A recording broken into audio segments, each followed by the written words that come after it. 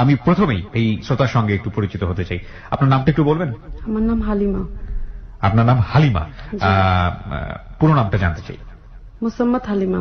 মুসাম্মাদ হালিমা। আর কোন নাম আছে? আর কোন নাম নেই। আচ্ছা, সবাই আপনাকে হালিমা নামে ডাকে নাকি অন্য কোনো? হালিমা নামে ডাকে। আচ্ছা, আমরা হেলো 920 তে বেসিক কিছু নিয়ম ফলো করি, লাইক আপনার বয়স, আপনি কোথায় থাকেন, কোথায় বড় হয়েছেন, এগুলো একটু জানতে চাই। বয়সটা কত? আমার বয়স 27 বছর। এই মুহূর্তে 27 বছর। থাকছেন কোথায়? মিরাজনগর। মিরাজনগরে আপনি থাকছেন। ওকে, মিরাজনগরটা কি ঢাকার মধ্যেই? আমার কি মানে খুব একটা জানা নেই, আমি এই এলাকা সম্পর্কে তেমন একটা জানি। যাত্রাবাড়ির পরেই সোনিয়াকড়া রায়েরবাগ, তারপর মিরাজনগর। আচ্ছা, এমনিতে আপনি আপনার জন্ম জেলা কোনটি? আমার জন্ম খাগড়াছড়িতে, দেশের বাড়ি বিক্রমপুর। দেশের বাড়ি বিক্রমপুর, জন্ম হয়েছে খাগড়াছড়িতে। আচ্ছা, মানে খাগড়াছড়িতে কি ছোটবেলা কেটেছে? ছোটবেলা 5-6 বছর বয়স ওখানে আমি থাকি, তারপরে আমার শৈশবটা ঢাকা শহরে, তারপরে আমি বড় হওয়া। একটু জানি যে আপনার বাবা কি করেন বা করতেন? আমার বাবা বিকাপুরে ছিল, তারপর ব্যবসার কারণে তার সিলভারের ব্যবসা ছিল, এটার জন্য সে খাগড়াছড়ি চলে যায়। আচ্ছা, সিলভারের ব্যবসা ছিল তার, সে সিলভার ব্যবসা করত। উনি কি বেঁচে আছেন? না, উনি বেঁচে নেই। কয় ভাই বোন আপনারা? আমরা 2 ভাই 2 বোন। 2 ভাই 2 বোন। ফাইন, আমরা শুরু করতে চাই আপনার জীবনের গল্প, একেবারে শৈশব থেকে শুরু করতে চাই। ছোটবেলায় আমি যখন আমার জ্ঞান বুদ্ধি হয় তখন আমি দেখি যে আমি খাগড়াছড়ি, তখন আমার 6 বছর বয়স। আমার মা নাই, সৎ মা ছিল ঘরে। আমরা 2 ভাই, কিন্তু জানতাম একটা বোন আছে আমার, বড় বোন। সেটা কোথা থাকে? ঢাকা।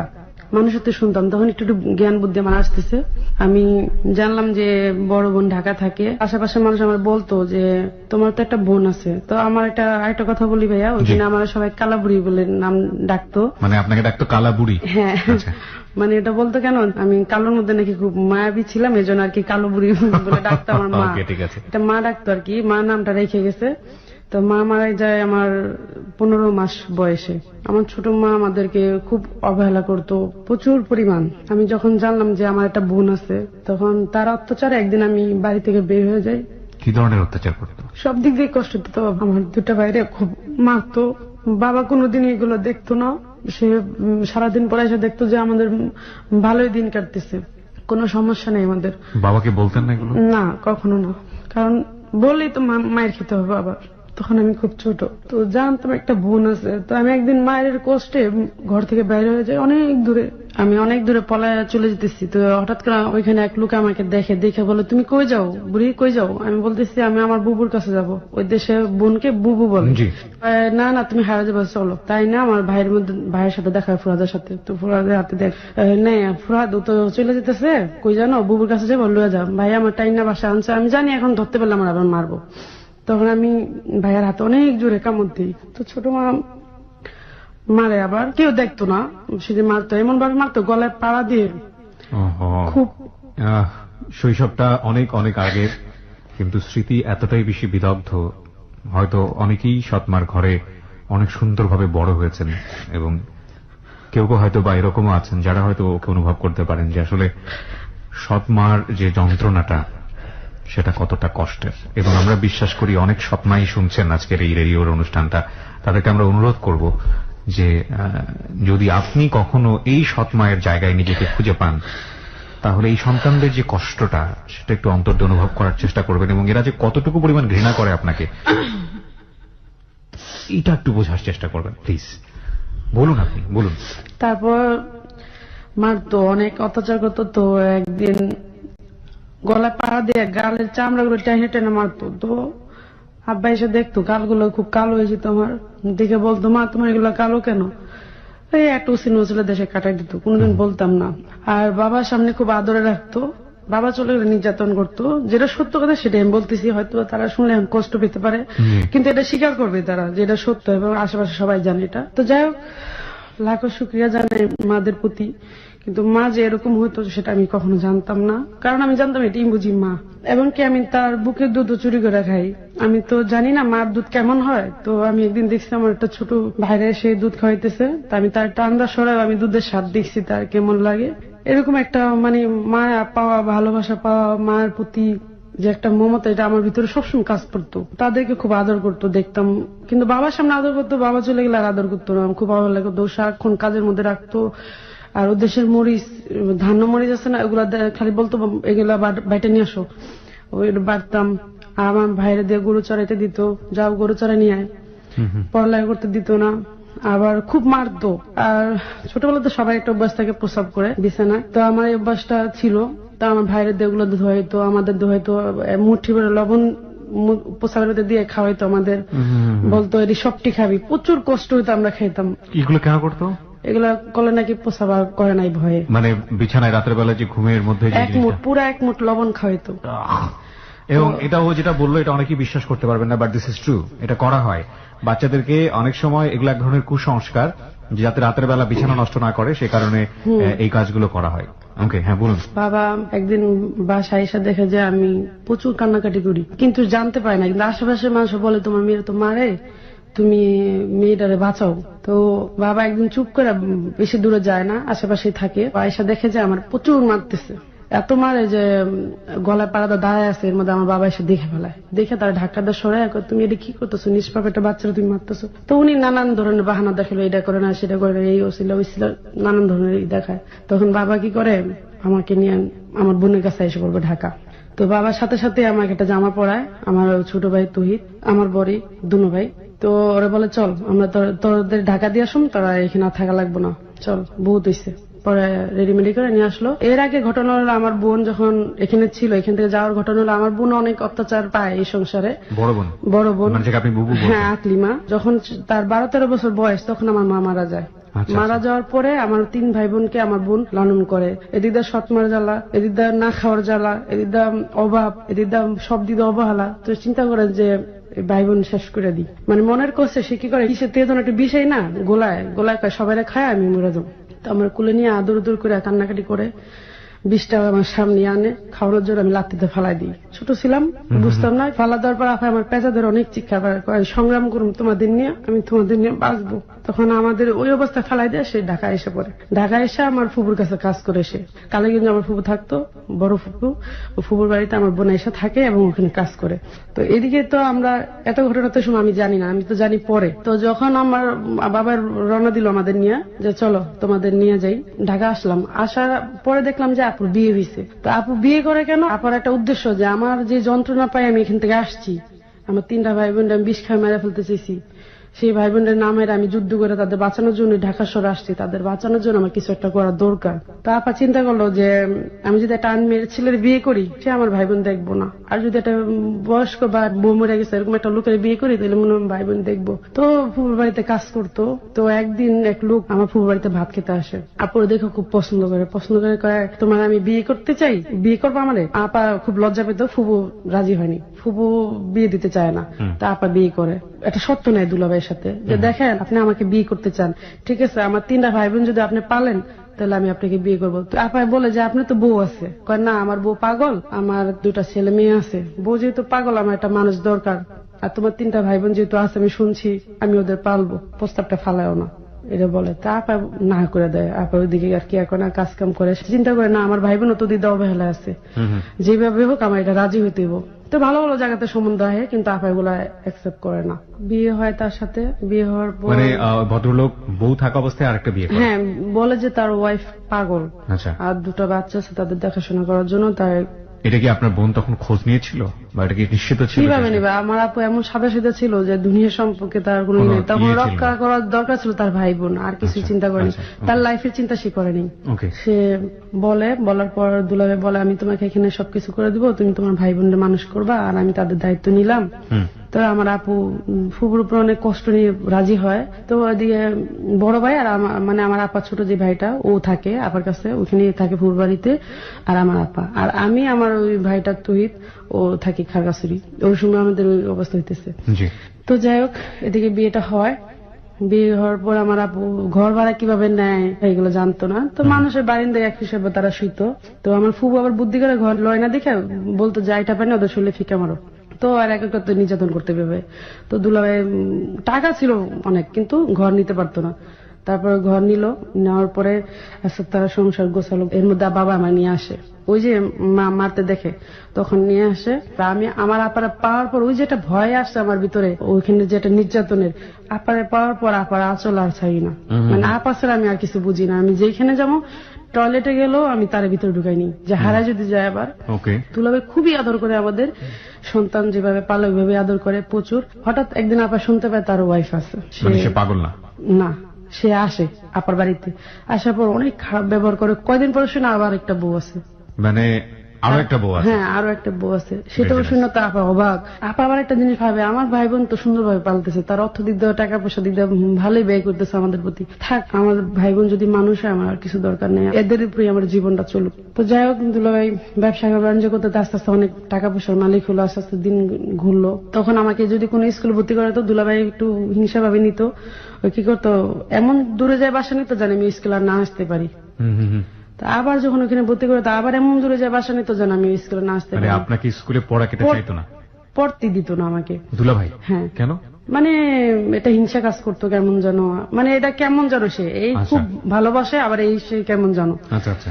একদিন তার ওয়াইফাই সে ঘর ভর্তি মাল সাবানা থাকে আমার বোনের, সব নিয়ে যায়, নিয়ে পুরো পাখার মধ্যে দিয়ে যায় আমাদের। দেখতাম প্রচুর কানতো আমার বোন। সেদিন কানলে আমার বোন, আমি অসহায়ের মধ্যে তাকে দেখতাম, ভাবতাম যদি বড় হয়ে আমার বোনের কষ্ট আমি হইতে দিব না কোনোদিন। তো একদম ঘরে কিছুই থাকতো না। তো দুলাভাই আবার 2-3 দিন পর আবার সব নিয়ে আসতো। তো আবার বাচ্চা কাচ্চা হইতো না, অনেক বছর হয়ে গেছে বাচ্চা কাচ্চা হইতো না, আমাকে পাইলা বড় করতেছে। তো দেখা গেছে একদিন বাসা নিছে, তখন আমি বয়স 11 কিংবা 12। তো একটা এলাকার একটা ছিল, আমাকে দেখে ছেলেটা ডাইরেক্ট অফার দেয়, আমি তোমার পছন্দ করি, হালিমা তুমি আমার প্রস্তাবে রাজি। আমি আস্তে করে এসে পড়ি, যেখানে কিছু বলার নাই। আমি খুব, মানে বাইরের সমাজটাকে আমি খুব ভয় পেতাম। তো এর মধ্যে আমাদের বাসায় ফুয়াতো ভাই আসা যাওয়া করতো, তার জন্য মেয়েটি দেখতেছে। তো এর মা আবার আমাকে দেখে পছন্দ করে আপার কাছে প্রস্তাব জানায় যে আমি তোর বোনটারে পছন্দ হয়েছে, আমার ভাল লাগছে, আমি নিতে চাই আমার ছেলে। তা আমার আপু কয়, তোমার ছেলের তো বয়স ওর থেকে অনেক পার্থক্য, তো কিভাবে হয়? আপা আবার যার জন্য প্রস্তাব দিয়েছে তারাও খুব পছন্দ করতো, ভালো জানতো যে না, আমার বোনের যদি এরম একটা ছেলের সাথে বিয়ে হয় খুব ভালো। এদিক দিয়ে আবার ওই যে এলাকার মধ্যে যে ছেলেটা, ও আবার আমার খুব জ্বালাতন করতেছে। তারপর যেতেছে এদিক দিয়ে আমার দুলাভাই প্রতিদিন ঝগড়া করে ঘরের মধ্যে আমার জন্য। ঝগড়া করে কেন, যে ওই যে সতীন, মানে ওনার 2 ফ্যামিলি আছে, মানে আমার দুলাভাই এমন একটা মানুষ যে তারা শক্ত করে মুঠি করে ধরবে, তার কাছে সে ধরা দিবে।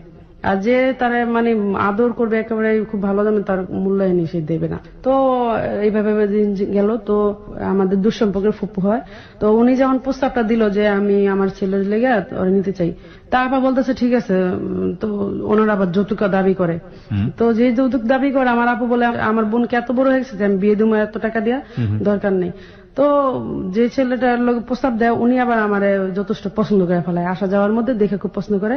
এদিক দিয়ে আবার একটা ছেলে ডিস্টার্ব করে, কোন দিন কোন ঘর ক্ষতি হয়ে যায়, বোনের উপরে একটা ঝড় আসবো, দেখা যাবে আরো অশান্তি। তা পা এদিক দিয়ে প্রস্তাব যখন শোনার পর তো ওরা যৌতুক দাবি করে। তো এখন যে আমাদের বাসা আসা যাওয়া করতো, যে আমাকে পছন্দ করে, উনি বলে যে যৌতুক আমি চাই না, আমি ওরাই চাই। এই ভদ্রলোকের নাম কি ছিল? আব্দুল লতিফ। আব্দুল লতিফ ছিল। সে সম্পর্কে আপনার ফুফাতো ভাই হয়? হ্যাঁ, সম্পর্কের ফুফাতো ভাই হয় আর কি। তো উনি বলে যে আমি যৌতুক চাই না, আমি এটা সুন্দর মনে একটা মানুষ চাই। আর এটা ওর মধ্যে দেখছি, ও ছোট একটা মেয়ে হলো, মানে ওর ভিতরে ওটা অসহায়, ওর মা নাই, তখন বাবা আছে আমার। ওকে, প্রিয় আব্দুল লতিফ, সে আসলে আপনাকে চাইছিল কিন্তু কোনো যৌতুক চাচ্ছিল না। বলুন তারপর। তো উনি, ওনার মা যৌতুক ছাড়া বিয়ে করাবে না। অনেক জায়গায় মেয়েটে দেখে, কিন্তু ওই মেয়েগুলো উনিই ভাঙায় দেয়। যারাই দেখাইতে নেয় সে যায়, গেলে বলে কি আমার বাচ্চা আছে, বউ আছে, এরকম বললে তার কেউ বিয়ে করবে না। তো ওনার লাইফ অনেক বন্ধু বান্ধব ছিল বা বান্ধবী ছিল, উনি সবকিছু ছেড়ে মনে হইতেছে যে আমাকে তার দরকার, এমন কিছু সে ভাবলো। তো উনি আমাকে ঘরেতে তো ব্যয় করতে পারে না, বা আমার মন থেকে কোনো কথা জানতে পারে না, কারণ আমি বয়স ওরকম না, ছোট। আমার আপুর সাথে আবার তার ফ্রেন্ডশিপের মতো চলাফেরা, বড় বোনের সাথে বন্ধুর মতোই, মানে ছোট ভাইয়ের মতোই খুব আদর করে আমার আপু, ভালো জানে। তা আমার আপুরে বলে যে আপা আমি একটা ছবি দেখবো, ছবিটা খুবই দুঃখের ছবি, আমি ওরা দেখাবো, লাইফ সম্পর্কে অনেক কিছু জানা যাবে, ওরা আমি নিতে চাই, তুমি একটু যাইতে দিবা? তারপর বলে আমার এত একটু বোন, ও না ও এসব দরকার নাই, দেখ রে উড়ান্ত বয়স, তোর সাথে দিলে একটা কলঙ্ক হইব। তো বলে না আপা, আমার অনেক বন্ধু বান্ধব যেতেছে, এখানে আমি ওরা না নিয়ে আমি যেতে পারবো না, প্লিজ। এখানে মানে অনেক অনুরোধ করে, পায়াতে ধরে। তারপর বলে দেখ রে, এটা সম্ভব না। মানে দুজনের মধ্যে খুব রাগারাগি হয়ে যায়। তো বলে যে তুই কি করাইতে চাস, আমার বউ আমি নিমু, মানে রাগ করে বলতেছে ও তো আমার বউ, আগে পরে আমার বউ হইব। আপাকে একটা কথা হলো, তো আপা থেকে আর ছুটতে পারতেছে না, খুব মানে বিরক্ত।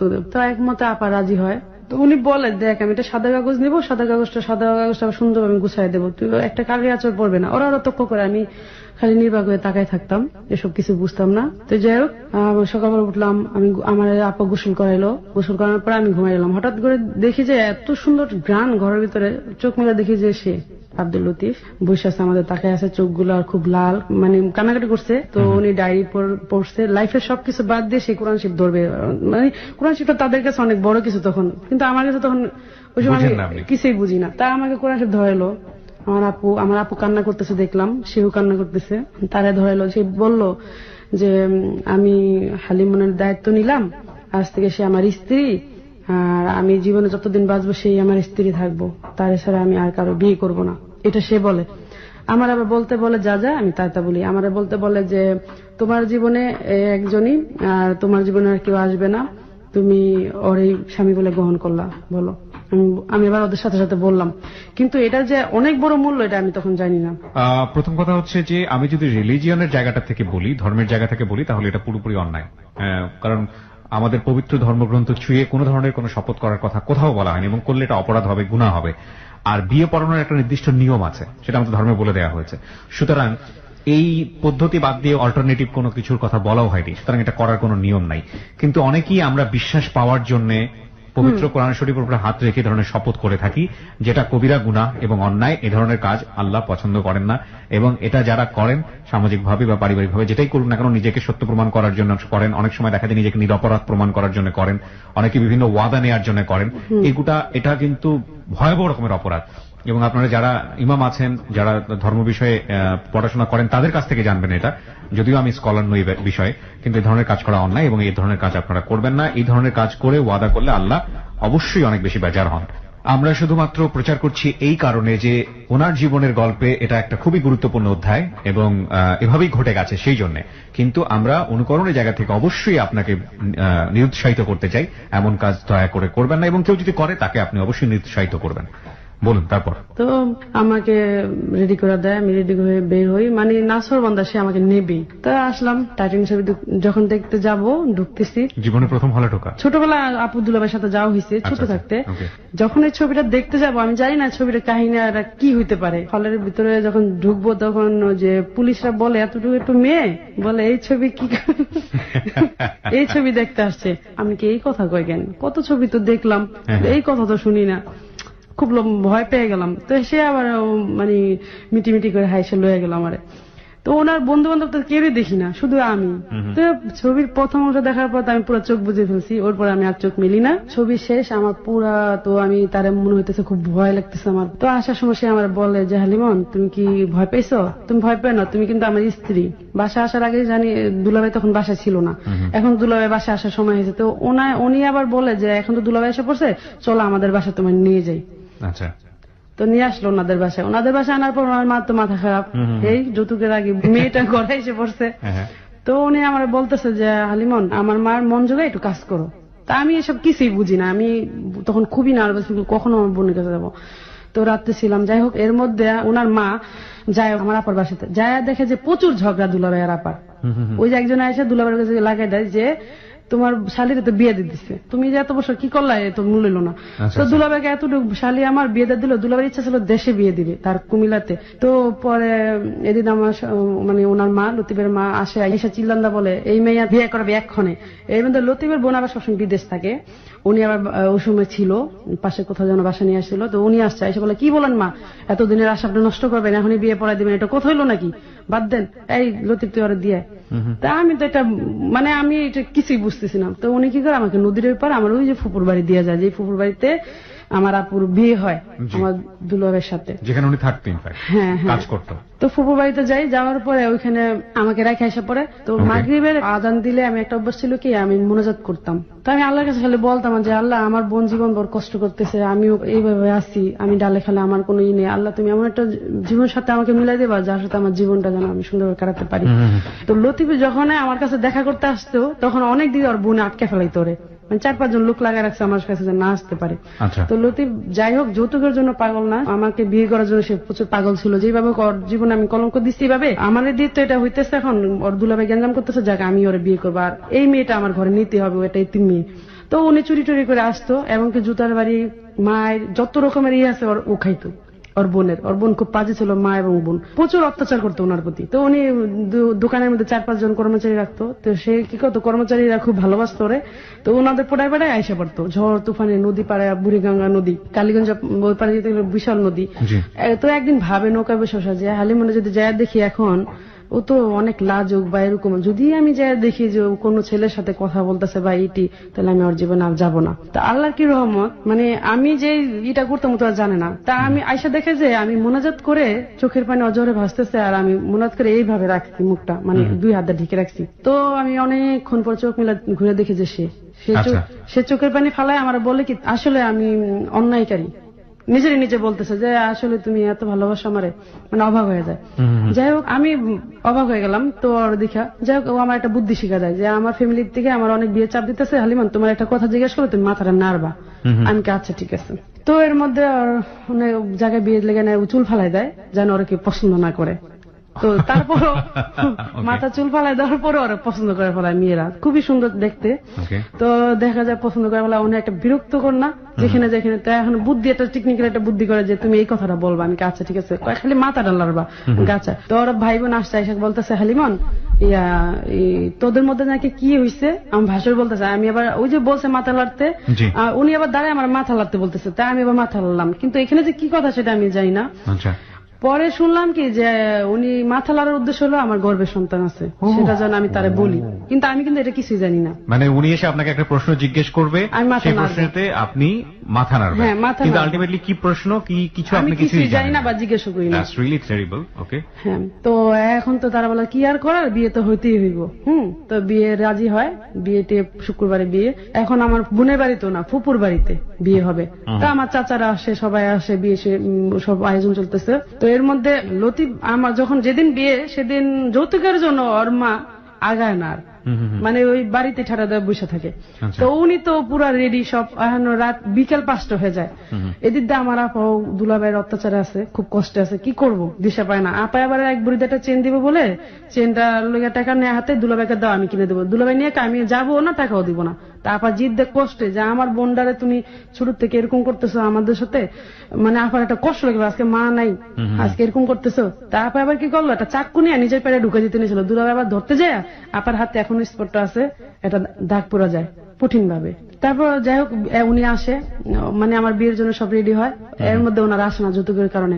তো উনি দেখলাম যে আমার পরে আসলো, অনেক কষ্টে বিয়ের রাজি হলো না। আমার বয়স নিয়ে সমস্যা হয়ে গেছে, 12 বছর 13 বছরে এখন আসে না, সেই মেয়ে বিয়ে দিবে, এখন একটা পুলিশ কেস মিস আছে। তো ওনারা 18 বছর বানায় বিয়ে দিল। যাই হোক বিয়ে হইলো।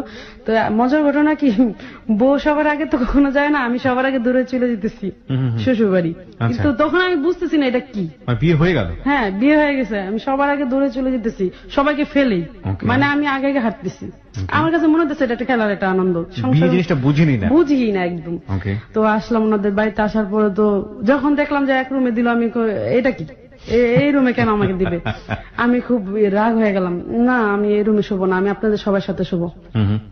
এরপর কান্না শুরু করে, আমি তো আমার আপার কাছে যাবো, এখানে তো আমি এতক্ষণ থাকবো না।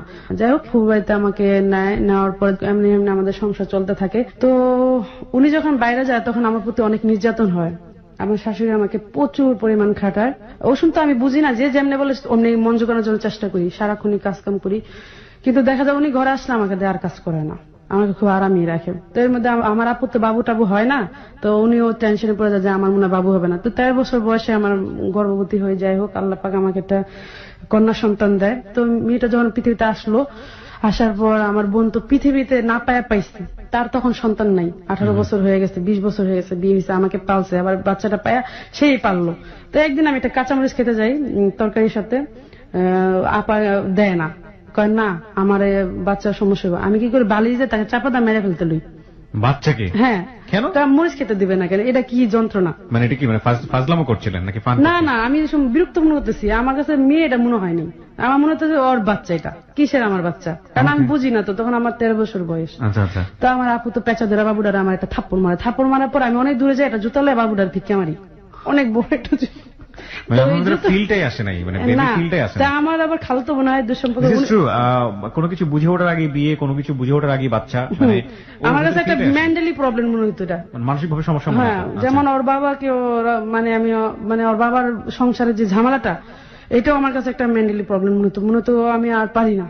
তারপর আমার একটা মেয়ে পেটে আসে আবার, তখন ওই মেয়েটা আসার পরেও মানে আমার প্রচুর অবহেলা, মানে আমার 3-4 দিন ধরে আমি খেতে পাই না। আমার বোন অনেক বাজার সদা দিয়ে পাঠায়, মিনতি দিয়ে, মানে আমার শ্বশুর বাড়িতে আমি কইতে পারবো না কোনোদিন আমি একটা মুরগির মাংসের টুকরা আমার পাতে দিচ্ছে। আপনার জামাই কাজ করতো সে সময়টাতে? হ্যাঁ, পরিবারে ইনকাম করতো? পরিবারে উনি ইনকাম করতো। তার একটা যে মানে কি ইলেকট্রিকের দোকান ছিল, টিভি। বুঝলাম, সে আয় উপার্জন করতো। হ্যাঁ। তো আমার ননাসটা বিদেশ থেকে আসার পর আরো নির্যাতন শুরু হয়ে যায় আমার উপরে। মনে করেন তারা সবাই একটা রুমে বসে টিভি দেখতো, আর আমি পাকের রুমে বসে রান্না করতাম। 3-4টা রুম পার হয়ে বাড়িটা একটু ভয়ঙ্কর, খুবই ভয় পাইতাম। একদিন বাচ্চাদের যখন ওনার 2 নাতনি মানে ওনার বোনের ঘরে যে ভাগ্নি 2টা থাকতো আমাদের কাছে, ওদের টিচার যখন আসতো তখন বাচ্চাদের দিয়ে আমাকে পাকের রুমে বসে রাখতো, বলতো তুই এই ঘরে আর আসবি না, বাচ্চা আমার নাতিকে পড়ার সমস্যা হয়। তা আমি বাচ্চাদের নিয়ে ওখানে বসে থাকতাম, মশার আমাদের খুব কষ্ট তো, ওরা কান্না করে মুখ জাতা ধরতাম, বাবা কান্না করো না, দাদি বকবো। তো এরকম করতাম। তো এটা কখন আমি লতিফরে বলি নাই, কিন্তু মনে মনে আমার অনেক ভিতরে জখম হয়ে যেতেছে। তো একদিন অনেক কষ্ট থেকে আমি কি খানা দানা এরকম করে আমার প্রতিটা মানুষের কাছে যা যা একটা কয়, আমিও সহ্য করতে পারি না। মানুষ আমার এসে অনেক আদর করে, মানুষেরও মিশতে দেয় না, যা এই জীবন আর রাখুম না। তো মনের কষ্টে কি করলাম, ছাদে উঠি যে নিজের জীবন দিয়ে ফেলুম আজকে।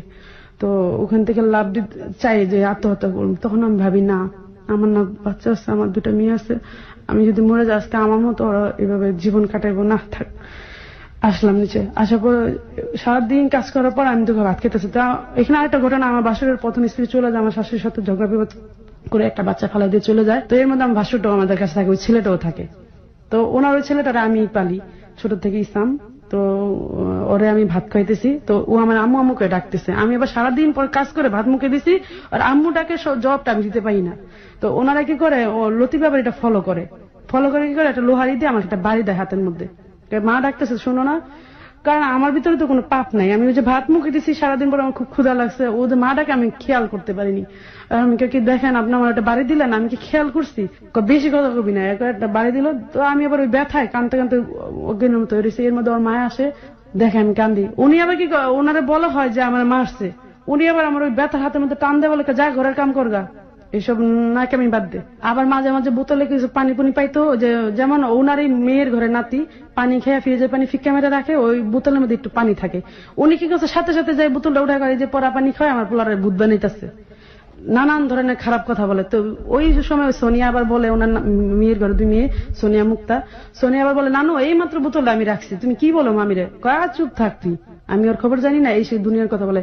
অথচ ভাইয়া দেখেন, আমার জীবনে তখন আমি ভুল, পাপ, অন্যায়, হিংসা আমার ভিতরে নাই তখন। ওকে, প্রিয় শ্রোতা, আজকে হালিমার জীবনের গল্প আপনারা শুনছেন। হালিমার জীবনের গল্পের অন্যতম একটি অধ্যায় হচ্ছে বিগত রমজান মাসে ঘটে যাওয়া একটি হত্যাকাণ্ড, যেখানে আমরা দেখেছিলাম যে স্ত্রী নিজ হাতে তার স্বামীকে খুন করেছে।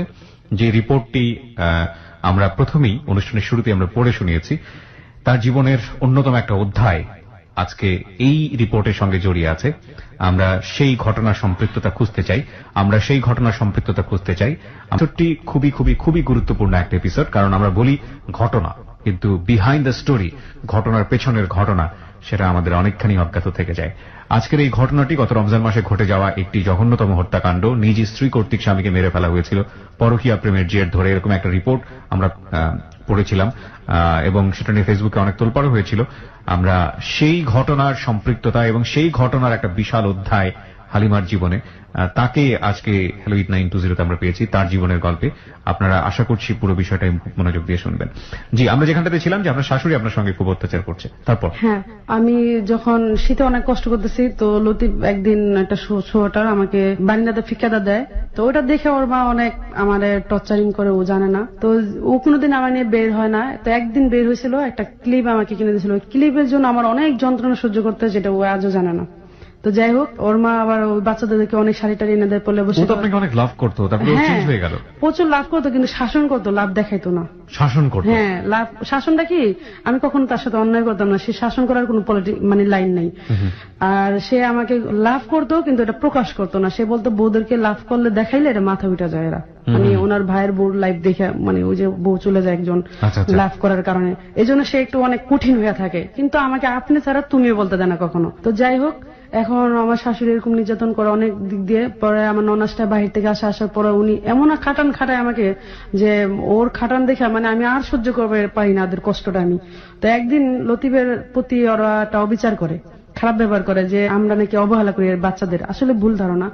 তো আমার শাশুড়ি উল্টা আমার বাচ্চা চিক্ষার পরে মরে গেল, সে ধরতে দেয় না কাউরে, ধরবি না, মরে গেলে মরে যাক। তো যে মেয়েটা, আমার ননাসের মেয়েটা, ছোট মেয়েটা মুক্তা, না বললেই না, ও মারা গেছে ব্রেন স্ট্রোক করে। ও আমার খুবই লাভ করতো, এবং আমি মনে ওর জন্য কিছুটা বেঁচে ছিলাম। আমি দোয়া করি যেন বেহেশতবান হয়, মানে খুবই খুবই উপকার করতো আমাকে। তো আমার বাচ্চাটা যখন কান্না করতেছে, আমার শাশুড়ি বলতেছে ধরবি না, ওরা জন্ম দিচ্ছে তোকে খেদানোর জন্য।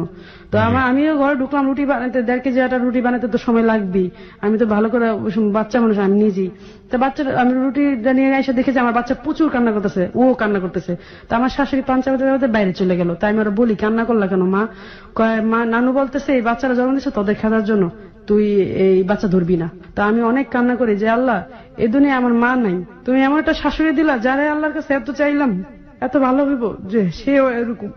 তো মনে অনেক খারাপ লাগে যে আমার বাচ্চাটা এইভাবে কান্দায়। তো সেই যন্ত্রণা আমার ভিতরে কাজ করতো। আস্তে আস্তে লতিফের ফ্যামিলির প্রতি আমার একটা হিট জন্ম হয়ে যায়, কষ্ট জন্ম যায়, কিন্তু কখনো প্রতিবাদ করি না কারো কাছে। কার কাছে করবো? স্বামীর কাছে বলে এটা ভালো দেখায় না, এটা আমি মনে করতাম। আর সেও এটা কি করবে, কিছু করা নাই, যৌথ ফ্যামিলি। তো উনি চলে গেলে দুনিয়ার বড় বড় কম্বল ভিজাইতো, প্রচুর কষ্ট হইতো ধুইতে। আমার বোনের ঘরের কাজের মানুষ ধরতে গেলে 2 জন, সেও যে দাসীর মতো কাজ করে আসতো আমাকে খুশি করার জন্য।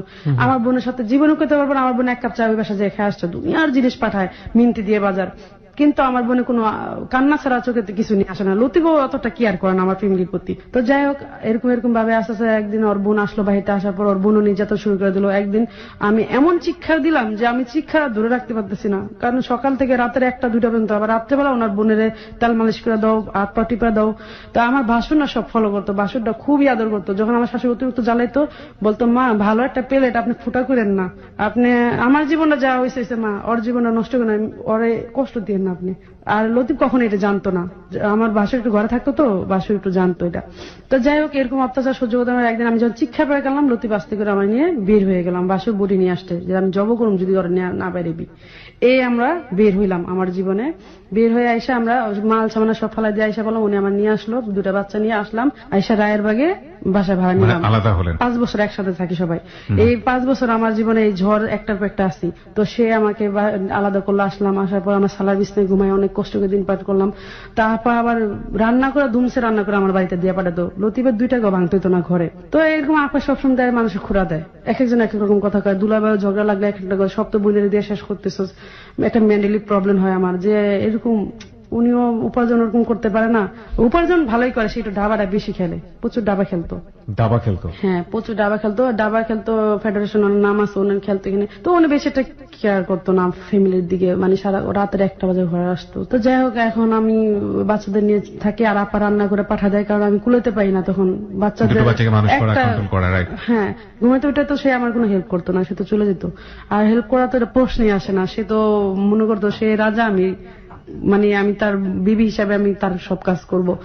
সংসার করতাম কত শুধু, তার সাথে যে একটা যে মনের কথা দেওয়া নেওয়া, এটা আমার জীবনে তার সাথে হয়নি কোনো সময়। তখন মানে ওনার দিক দিয়ে কোনো সেবা আমার কোনো দিক দিয়ে কমতি নেই, কিন্তু আমার দিক দিয়ে অনেক অপূর্ণ আমার ভিতরে, কিন্তু এটা আমি কখনো বলতে সাহস পাই না। যাই হোক, তো এখন ভাড়াটা অনেক বেশি। তো এখন আমার খালতো ভাই বাড়ি কিনছে, তো ওইখানে দখল করার জন্য, তাড়াতাড়ি যাওয়ার জন্য ওইখানে আমাদের ওই রুমটাতে আমাদের উঠায়। তো এক সাইডে তাদের অফিসের মাল থাকে, এক সাইডে আমি থাকি। ওই বাড়িটাতে 11 কাঠা জায়গার ভিতরে একটা রুম, চারপাশে বাউন্ডারি। বাড়িটা একটু ভয়ঙ্কর ভাব, বাড়িতে নাকি অনেকটা খুন হয়েছে, খুব ভয় পেতাম। বাচ্চাদের নিয়ে একেবারে এমন ভাবে, বাচ্চারা ঘুমাই গেলে এমন ভাবে থাকতাম, ভয়ে আমি কাঁপতে থাকতাম কোন আর্মিতে বসে। তো সে আসলে না আমি কোনো যে একটা রাগ বা দেখাতে পারতাম না, ভয় পেতাম, মনেটা মনেই থাকতো। তো একদিন আপার বাসা ঝিমতেছি বসে বসে, রাতের 1টা বাজে, যে এখন আসতেছে না, এসে আমার নিয়ে যাবো, খুব কষ্ট হইতেছে। ওদিন আমার চোখের পানি অজরে পড়তেছে। তো উনি আসার পর উনি খুব আনন্দময় মানুষ, আসার পর না গান গাই, মানে রিস্কায় উঠে গান গাইতেছে। গান গাওয়ার পর না ওদিন কেন যেন আমার ভিতরে একটু হিট লেগে যায়, আমি একটা ধাক্কা মেরা বসি। ধাক্কাতে সে পড়ে না, সে আমার একটা থাপ্পড় মেরা বসে গাড়িতে। থাপ্পড় মারবার যা গেল সহ্য করলাম। আসার পর ওই বাড়িতে আসলাম, বাসা আসার পর উনি বেল খুলে আমার 2টা বাড়ি মারে। তো বাড়িটা দেওয়ার পরে সে আমার দুঃখটা বোঝে না।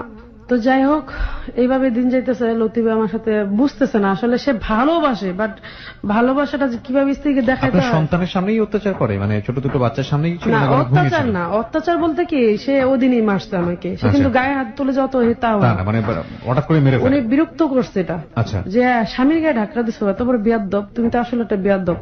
এটা মনে হচ্ছে সে স্বামীর গায়ে। আর আমি যে স্ত্রী, 3টা বাচ্চা নিয়ে মানুষের পায়ের সামনে বসে থাকি, ঝিমি, সবাই থাকে ঘুমায়, কিন্তু সে কিন্তু এটা বুঝতেছে না। ও এত রাত পর্যন্ত বসে থাকে, ও আমার ধাক্কা নিলে মারছে, আসলে কি হয়েছে সমস্যা একটু জানি বা একটু বুঝতেছে, এসব বোঝেই না ও। আর আমিও মনের কথা কখনো ওর কাছে খুলে বলতে পারি না। তবে আমার মনে একটা সবসময় একটা জিনিস কাজ করতো কি ভাইয়া, যে আমার একটা মনের মানুষ আসবে কোনো একদিন। মানে এই সংসারে থাকার পরেও আপনার ভেতরে এই জিনিসগুলো কাজ করতো খুব পরে। প্রিয় শ্রোতা, এখানে একটা বিষয় আপনাদেরকে একটু দৃষ্টি আকর্ষণ করছি। কারো কারো কান্নার আসলে কোনো শব্দ হয় না, এবং এটা আসলে বোঝানো খুব মুশকিল রেডিওতে, কারণ রেডিও মানে হচ্ছে সাউন্ড নিয়ে এখানে আমাদের খেলা করতে হয়। উনি আসলে বলছেন এবং ফুঁকে ফুঁকে কাঁদছেন, সেই জায়গাগুলো থেকে আসলে আপনাদেরকে বোঝানো খুব মুশকিল। আমি কেন যেন মনে মনে বলতাম কেউ একদিন আসবে আমার কষ্টগুলো শুনতে, কারণ বোনের কাছে বললে স্বামী খারাপ হয়ে যাবে, আর স্বামীর কাছে বলার মতো সেই এও আমার নাই। তো মনের চাপ। ওনার সাথে আপনার বয়সের ডিফারেন্স কত ছিল? 15 বছর। 15 বছরের মতো ডিফারেন্স। যাই হোক, এখন বোনের এইভাবে দিন যেতেছে। ওই মধ্যে আমি ভাবতাম, আমি একটা অভিশাপে দিয়ে দিছি আল্লাহর কাছে, বললা যে আল্লাহ এরা এত দূর নাও যে আমার কাছে না আসতে পারে। অনেক অজরে চোখের পানি ফালায় আমি কান্নাটা করি খুব কষ্ট থেকে। তো আল্লাহর কি রহমত, এর মধ্যে আপা রাজি হয়, বিদেশ পাঠায়, ওনাকে বাইরে চলে যায়। বাইরে যাওয়ার পরে আমি 3টা বাচ্চা নিয়ে ওই ঘরেই আসছি। তখন একদিন একটা ফকির আসে দিনের বেলা, লোকটা এমন ভাবে ঠেলে আমার ঘরে ঢুকতে চায়, আমি ভয়ে পেয়ে তার বাইর করে যাতায়াত গেটটা আটকে দিই। কি মনে করে সেইভাবে আসে আমি নিজে যাই না, সন্ত্রাসের মতো ডাইরেক্ট। কেন যেন মনে মনে একটা কষ্ট আসে যে কেমন স্বামী এমন বাড়িতে আমার থুয়ে গেল, কার আসে। এর মধ্যে তার মা আমার ঘরে আসে, আমার কাছে আসে। ওই ভাই বড় বিয়ে করে, ওই বউর সাথে মিলে না, এখন আমার কাছে থাকতো। হ্যাঁ, এখন সে যাওয়ার পর তো নির্যাতন আরো শুরু হয়ে গেল আবার নতুন করে। শাশুড়ি অনেক রকমের ঘরের মধ্যেই করে, কিন্তু কিছু করার নেই কারোর কাছে, কার কাছে বলবো। তো ওর মধ্যে আমার শাশুড়ি চলে যায় দেশে। বাচ্চার বাবা বলতেছে লতিফে বিদেশ থেকে, তুমি দেশে থেকে ঘুরে আসো। তো দেশে গেলাম, আর ওর মামার বাড়ি আমাকে নিমন্ত্রণ জানায়। তো উনি বিদেশ থাকে, তখন তো সবাই আদর করবে স্বাভাবিক। তো ওর মামার বাড়ি গেলাম। যাওয়ার পরে আমার ওই মামা শ্বশুরের 2 ছেলে 1 মেয়ে। ছেলে বড়টা বিদেশ থাকে, ছোটরা নোয়াখালী দোকান না ব্যবসা জানি না। ছোট মেয়ে মানে ওনার মেয়েটা মানে মন ভাবি বলে ডাকে, খুবই আদর করে একটা নাম দেয়, মন ভাবি। তো ও একটা ছেলের সাথে সম্পর্ক ছিল, অ্যাফেয়ার ছিল, যার সাথে এখন তার বিয়ে হয়েছে আর কি। তা আমার মোবাইলটা সে সারা রাত কথা বলতো। তো মোবাইল স্বামী বিজি পেলে যে সমস্যা হবে, এই যে জ্ঞানটা আমার ভিতরে ছিল না। ওকে, হ্যাঁ, ওর সারা রাত ফিস করে কথা বলতো। ওর পাশে কেউ শুইল, কেউ শুনতে পাইতো না। তো পরে একদিন ও আমারে বলে যে ভাবি আমার ভাইয়ের লোক একটু কথা বলবেন, আমাকে কষ্ট না, আমি প্রেম করতে পারি না, আপনি একটু কথা বলুন। ও আমার পায়ে ধরে বলে, বুঝিনি কাকে, মানে ভাবি মানে দবির, এই দবির নবীর তো নোয়াখালী, নবীরের ছোট বোন। সে অনুরোধ করে, কাকে অনুরোধ করে? আমাকে। ভাবি, মন ভাবি, তুমি তো আমার বান্ধবীর মতো, আমার ভাইয়ের জন্য না আমি না প্রেম করতে পারি না, তুমি এক কাজ করো, ওর সাথে একটু কথা বলো। মানে নবীরের সাথে কথা বলো? হ্যাঁ, কথা বললে ও বুঝবে বন্ধুত্বটা কি। তা আমি না করি, কারণ আমার জীবনে আমি কারোর সাথে চলি নাই ওই সময়, আমি এটা ভাবার মতো না। তা আমি বলতেছি না, এটা সম্ভব না। তো আমার পা ধরে ফেলে। তা আমি বলে আচ্ছা ঠিক আছে। তো ও কি করলো, ও নিজেই যে রিকোয়েস্ট কল কিভাবে দেয় তখন আমি জানতাম না, ও নিজেই কলটা দিয়ে দেয়, রিকোয়েস্ট কল। তো ওই কলটা দেওয়ার সাথে সাথে ওর ভাই ব্যাক করে, আচ্ছা ঠিক আছে দাও। তো আমি ওর অফার দিলাম যে আমি আপনার সাথে বন্ধুত্ব করতে চাই। মানে নবীকে আপনি বলছেন যে আপনার সঙ্গে বন্ধুত্ব করতে? হ্যাঁ, আপনার সাথে আমি বন্ধুত্ব করতে চাই। তো ও আমার দেশটা জিজ্ঞেস করে, আমি বললাম যে তোমাদের বাড়িতে আসছিলাম। তো মিথ্যা আশ্রয় নিতে হয়েছে, ও যা যা শিখেছে তাই তাই। আমার গলা কাঁপতেছে, আমি বলতে পারতেছি না। ভাবি প্লিজ এভাবে বলো। তো ও যা বলছে তাই বলছে, হ্যাঁ আমি আপনার সাথে বন্ধুত্ব করতে চাই। কিভাবে? আমি কি আপনার বোন থেকে নাম্বার পাইছি? ছোট বোনের সাথে তো আপনার বন্ধুত্ব আছেই, আমার সাথে কি করে হয়? আমি হয় আমি যখন ঢাকায় এসে পড়বো আমার নন্দ আমার খুব অনুরোধ করে, ওই যে আমি বলছিলাম যে বন্ধুত্ব, ওই কথারই অতটুকুই, আর বলা হয় না। আচ্ছা, না এখানে আপনি আসলে ওনার সঙ্গে বন্ধুত্ব করলে এই আপনার এই ননদকে কিভাবে হেল্প করাবে আমি ঠিক বুঝতে পারছি। ও আমি বলি তো ওর কথা হলো বন্ধুত্ব কি সেটা ভাইয়া জানে না, ভাইয়া তো কারোর সাথে চলে না ফিরে না, ভাইয়া বন্ধুত্ব মানে বুঝে না। তুমি ওকে বন্ধুত্ব বোঝাতে পারলে ওর মনে একটা পারমিট করবে, তুমি একটু ফ্রেন্ডশিপ করো তাহলে সে বুঝতে পারবে, তাহলে আমি এটা খোটা দিতে পারবো, তখন ও আমার কিছু বলতে পারবে না। এটা লর বুদ্ধি, কিন্তু এইসব কিন্তু আমি কিছু জানি না। আচ্ছা, তো যাই হোক ওই সময় আমি ঢাকায় এসে পড়ি, আসার পর ও আসার সময় আমাকে অনুরোধ করে, ভাবি প্লিজ ওই যে তুমি ফোন দিয়েছিলে আর তো ফোন টোন দাও না, একটু কথা বলো। আমি আচ্ছা ঠিক আছে এটা বলে ওই তোরে কি, ও কিন্তু প্রতিদিন রাত্রে ফোন দিছে, যে 2 দিন আসছিলাম দেখছে বিজি, ও ভাবছে কি আমি খারাপ মেয়ে, কার সাথে যেন কথা, এদিকে কিন্তু ওর বোন কথা বলতেছে সারা রাত ওই ছেলের সাথে, যার সাথে এখন ওর বিয়ে হয়েছে। অনেকদিন পর হঠাৎ করে 4-5 দিন পর একটা ফোন আসলো ওই নবীরের, ফোন দিয়ে বলে কেমন বন্ধুত্ব করলেন, এই পর্যন্ত একবার ফোন দিয়ে আর খবর নেন না, আজকে 12টা বাজে আপনি একটা ফোন দিবেন, তাহলে আমি মনে করবো আপনি একটা ভালো বন্ধু যোগ্য। আমি কাছে দেখা যাক দেবো। তো এটা বলার পর আমি ভুলে গেছি, আমার বাচ্চাদের নিয়ে আমি খুব ব্যস্ত, আমার মন টন খারাপ, ভালো লাগে না। তো ওই যে এক সাইডে মাল সামানা থাকে, এক সাইডে আমার ঘর, আর পুরা বাড়িতে আমি খুব ভয় পাই। ওই সময় যদি কেউ ফোন দেয় আমার আফু, আমি খুব মানে আনন্দ পাই, মানে যতক্ষণ কথা বলা তোর মনে কেউ পাশে আছে। তো ওই সময় আমার কাছে কেন জানি এটা একটা প্রয়োজন মনে হয়ে গেল, ও ফোন দিছে, মানে ওর সঙ্গে কথা বলা। কেন মনে হতো যে আমার পাশে কেউ তো নাই, একটু কথা বললে আমি ভয়টা কাটবো, আমার ভয় লাগতো, প্রচুর ভয় পেতাম আমি। একাই থাকতেন বাড়িতে? একা বাড়িতে, 11 কাঠা বাড়ির ভিতরে। 11 কাঠার বাড়ির ভিতরে আপনি একা? একা, একটা টিন সিট বাড়িতে, চারোপাশে বাউন্ডারি। আমার বাড়িতে নাকি খুন হয়েছে। হঠাৎ করে দেখি একটা ফোন বেজে উঠলো রাতের 1টায়, ও 1 ঘন্টা ওয়েট করে, ফোন দিয়ে বলে কি কেমন বন্ধু, আজকে 6 দিন হয়ে গেল একটা কলও দেন না, আরে 12টা বাজে দিয়ে বলছে, হে বলো না, মাথা তো আমার নাই, কারণ আমার এর কোনো ফিলিংস নেই এর প্রতি। তো দেওয়ার পর আমি কি ও সরি হয়ে বলেছে, তো ও অনেক কথা জিজ্ঞেস করলো, 2 একটু সুখে দুঃখের কথা বলে। হঠাৎ করে দেখি কি আমার প্রচুর ঠান্ডা লাগে, এমনি তো ফোন দিয়ে আমার একটু নার্ভাস হয়ে বলে কি তুমি হাসপাতালে যাও না কেন, আমি কি তুমি করে বললো, একটু টেনশন লাগলাম, কি না তো এটা অন্যদিকে চলে যাবো, এটা তো আমার ঠাট্টা করা ঠিক না, 1 সপ্তাহ হয়েছে মাত্র, 1 সপ্তাহের মধ্যে ওই লক করে, আমি লক করি না। তা আমি না এটা আমার ভুলে দেওয়া উচিত, এটা সমস্যা হইব। তা আমি ওরা বলি যে নবীর একটা কথা বলি তোমাকে, তোমার লতিফ ভাই আছে না, হ্যাঁ আমি লতিফ ভাই ওয়াইফ, আমি কয় গাছের থেকে শুটকি মানে তুমি আমার হালাইলে ভাবি, আর জীবন আমি তোমার ভাবি বলুম না, খুব কষ্ট পেয়ে যায় কথাটা। তো 1 সপ্তাহের মধ্যে তো তোরটা কথা হয় না, ওর দেখি ও মনে মনে অনেক কিছু ভাইবা নেয় আর কি। তা আমি ওরা বললাম যে দেখো এটা সম্ভব না, তুমি আমার বন্ধু আছো, বন্ধুই থাকবা।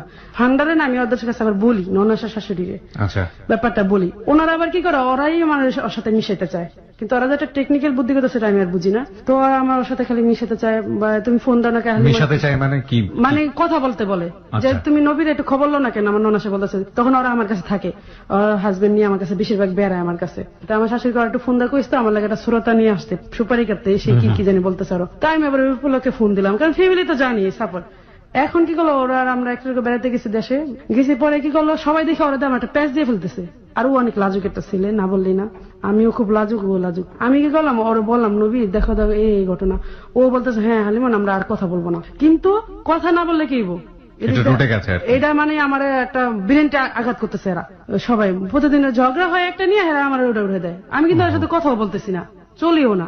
এরপরে আমার না একটা মেন্টালি প্রবলেম হয়ে যায়, যেমন আমার ননাসে জামাই ঘরের মধ্যে করে মারামারি, ঘরের মধ্যে খুব একটা ঝগড়া মগড়া করে, এগুলো দেখলে না আমার খুব ভয় কাজ করতো, আমি কাঁপতাম, কার কাছে বললাম মনের কথা কেউ তো নাই। পরে এরা কি করলো একদিন আমার সহ মানে বিরক্ত করতেছে, আমি পারি না ঘরতে বেরিয়ে যাই, এমন অবস্থা বাচ্চাদের নিয়ে আমি আর পুলিতে পাই না। এর মধ্যে আমি কি করলাম অসুস্থ হয়ে গেলাম, এমন অসুস্থ হলাম যে আমার হাসপাতাল ভর্তি করতে হয়, আমার ব্রেনটা অ্যাটাক করে, যে এটা কি করলো আমারে, এটা তো ভালো একটা সম্পর্ক, এটা কিন্তু খারাপ কিছু না। আমি ওর সাথে 2টা কথা নিলে বলছি, পরে আমার ছোট ভাই খারগাছের থেকে, যে আমার ওই যে বললাম আমার ওই মার ঘরে আমার ভাই বোন খুবই, ওই ভাই আবার আইসা দেখে আমার এই অবস্থা, আমার কুলে নেয়া সিনজিতে করে হাসপাতাল ভর্তি করে, হাসপাতাল ভর্তি করার পর আমি খালি একটা চিৎকার দিই, নবী তুই একবার আয়, আইসা বইলা যা তোর সাথে আমার কোনো সম্পর্ক নাই, প্লিজ তুই বল।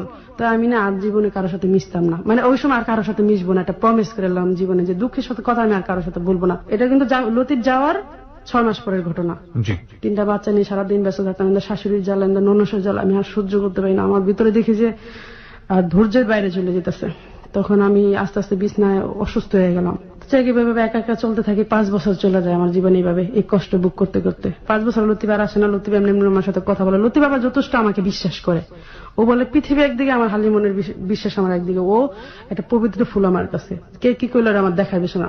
ও সবসময় একটা কথাই বলতো, 10-এ 10 কথা বলবো, আমি এক কথাই বলবো, আমার হালিমন সত্যি, আমার হালিমন পবিত্র, ওর কথা একটা ছিল। তাই আমি এটা জানতাম। কিন্তু লতিফে আমার সাথে কখনো বুঝাতো না যে আমার সে ভালোবাসে, সবসময় একটা অ্যাটাক করে যেত আমার ব্রেনটে। আমি কি দেখো এই বাড়িতে তো আমি আর থাকতে পারুম না, এরা বিল্ডিং উঠাইবো, আমি বাসা ভাড়া নিতে পারি, আমি কি করুম? যাও তাহলে বাসা বানা। অনেক কান্দে কেটে আমি 5,000 টাকা রাজি করলাম এর মাসে দেওয়ার জন্য। তো নিলাম একটা বাসা। তো সেও যখন ছিল তখন খরচটা কমই দিয়ে করা যেত, কিন্তু সে যখন চলে গেছে তখন খরচ আস্তে আস্তে বাড়তেছে, ছেলে মেয়ে বড় হইতেছে, কিন্তু সে এটা বুঝে না। সে ডাক্কা দেয় আপার দিকে, আপা ডাক্কা দেয় তার দিকে। তো পড়লাম নি বিপদে একটা। তো একদিন আপার বাসায় গেলাম, যা দেখি ভাই বিশাল বড় একটা মিলাদ হইতেছে। আমার বলে নাই। তো আমি যাই দেখি কি ঘর ভরার জিনিসপত্র মাল সামানা। আমি কি আপারে কি কই মিলাদ দেবো, তুই জাগা বাসায়। আমি কে আপা আমি যামকে, কত দুলাভাই দেখলে ঝগড়া লাগে দিব, তুই জাগা, আমি খাবারটা আগে আগে পাঠাই দিমনি। তখন একটা কেমন লাগে যে আমি ওই খানার যোগ্যটাই সব, এখানে থাকাটা যোগ্যটা আমার নাই। আমার 3টা বাচ্চা লয়ে আমি এত আশা করি, মানে আমার কাছে না ওদিন এত কষ্ট লাগছে, পৃথিবীটা লয়ে আমার ভিতরে একটা যন্ত্রণা কাজ করছে।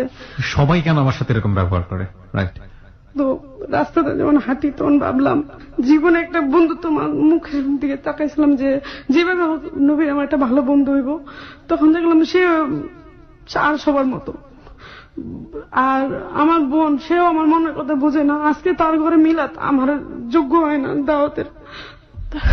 আমার বাচ্চারা আমার দিকে তাকালে না কান্না করে দিত, মা তুমি কান্না করে কেন? বাচ্চারা চিৎকার করে কানতো, একসাথে 3 জনে কানতাম, 4 জনে। ওই ঘরে কেউ নেই যে আমার কান্দন আমার বাচ্চারা শুনতাম, বাচ্চাদের কান্দন আমি শুনতাম। ওদের কান্দন দেখে আমি থাইমা দিতাম। কান্না অনেক আসতেছে, কিন্তু আমি কান্দতাম না ওদের দিকে তাকাইয়া যে বাবা তোমরা কান্দো না, আমি এমনি কাঁদতেছি। ওরা সবসময় দেখতাম আমি কান্দে, এই পর্যন্ত ওরা এখনো দেখে যে আমার চোখে পানি ছাড়া কিছু নেই। তো ও আমার বাচ্চা বড় মেয়েটা একটু মাশাআল্লাহ আল্লাহর বান্দা, খুবই লক্ষ্মী একটা মেয়ে আমার ভাই, না বলে না। আমার মেয়েকে এলাকায় এখনো কেউ ভালো করে চেহারা দেয় না, এবং 14 বছর বয়স চলতেছে। খুবই লক্ষ্মী, এবং ইংলিশ মিডিয়াম পড়ে, 7-এ পড়ে, খুবই খুবই খুবই লক্ষ্মী। তো তখন তার বয়স চলতেছে 10 বছর। তো সে আমার একটা বন্ধুর মতো ছিল তখন থেকেই, আমার খুবই লাইক করে, খুবই ভালোবাসা। তো সে দুলাভাই যখন না থাকতো, ব্যবসা যাইতো, তখন আপার কাছে থাকতো। দুলাভাই আসা রাখতো, আবার আমার কাছে এসে পড়তো। না বললেই না, আমার মেয়েটা আমার মতে একটা অবশ্য হয় যে টাকার অভাবে আজকে আমার বোনের কাছে তার থাকতে হয়, বা বোনের টান তো থাকে। দুলাভাই আশা রাখতে আবার আমার কাছে আইসা পড়তো, মানে আইসা পড়তো। তো এটা একটু তার জীবন একটা কষ্ট, আমি জানি। এটা তার ভিতরে একটা বোমের মতো জন্ম হয়ে রয়েছে, এটা আমি বুঝতাম। বুঝলো কিছু করার নেই আমার, কারণ আমি অসহায়, আমি কোন দিকে যাবো, এইটা আমার কুলাইতে পারি না। তখন আমি বললাম আল্লাহ এমন একটা মানুষ আমার জীবনে দাও যে শুধু আমার কষ্টগুলোই শুনবে। এটা বইলা বইলা ঘরে আসলাম। যাই হোক গেল অনেকদিন হলো, রাস্তাঘাটে এমন পানি যে বাচ্চা নিয়ে স্কুলে যে আমার বহুত কষ্ট হয়ে যায়। হ্যাঁ, আমি খুব অসুস্থ থাকি, আমার শ্বাসকষ্ট সমস্যা। আর পেটের মধ্যে একটা রোগ দেখা দিছে, যেটা পানির মতো, পোল্টার মতো, এটা আস্তে আস্তে খালি বড় হইতেছে আমার পেটে। তো এখন এটাও আমি কারো বলতে পারি না, কারে বলুম, কেউ তো হেল্প করবো না আমারে। তো এটা আস্তে আস্তে ভিতরে রোগটা বাড়তেছে, আর আমি আস্তে আস্তে নিঃশক্তি দিতেছি, কারো বলতে পারি না। তো রাস্তাঘাটে প্রচুর পানি। তো এখন আমি ভাবতেছি যে বাচ্চার হলে এত দূরে আসা যাওয়া আমার অসুস্থ হলে অসম্ভব। তো ওই বাসাটা ছেড়ে দিই। ছেড়ে দেওয়ার পর 5,000 টাকা দিয়ে আমি চলতে পারি না, তখন 6,000 টাকা সে দেয় মাসে, 6-7,000 টাকা করে দেয়। আবার এখন মাও থাকে, আবার মাসে 2,000 টাকা মায়েরও দিতে হয়, আবার ঘর ভাড়া দিতে হয়। এই টাকাটা চলতে হয়, আপা দেয়। তা আপায় আমাকে যেভাবে দেয় ওই টাকাটা আমার জমানো থাকে। এই কদিন আমি 50-60 টাকা জমায় ফেলাই, মানে আমি কষ্ট করে ঠিকই চলি, কিন্তু স্বামীর টাকা নষ্ট করি না। আমার একটা উদ্দেশ্য, আমি একটু বিক্রমপুর জমি কিনবো, চাচার উপরে আমার একটু রাখ, আমার চাচার উপরে।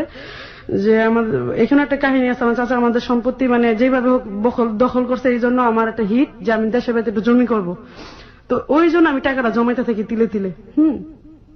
তো ওই টাকাটা আস্তে আস্তে জমাইতে থাকি। তো এর মধ্যে আমি বাসাটা চেঞ্জ করে ফেলাই, কারণ রাস্তার মধ্যে অনেক পানি। তো অনেক দূরে বাসাটা নেই, এক মুদি দোকান, তার পিছনে বাসাটা নেই।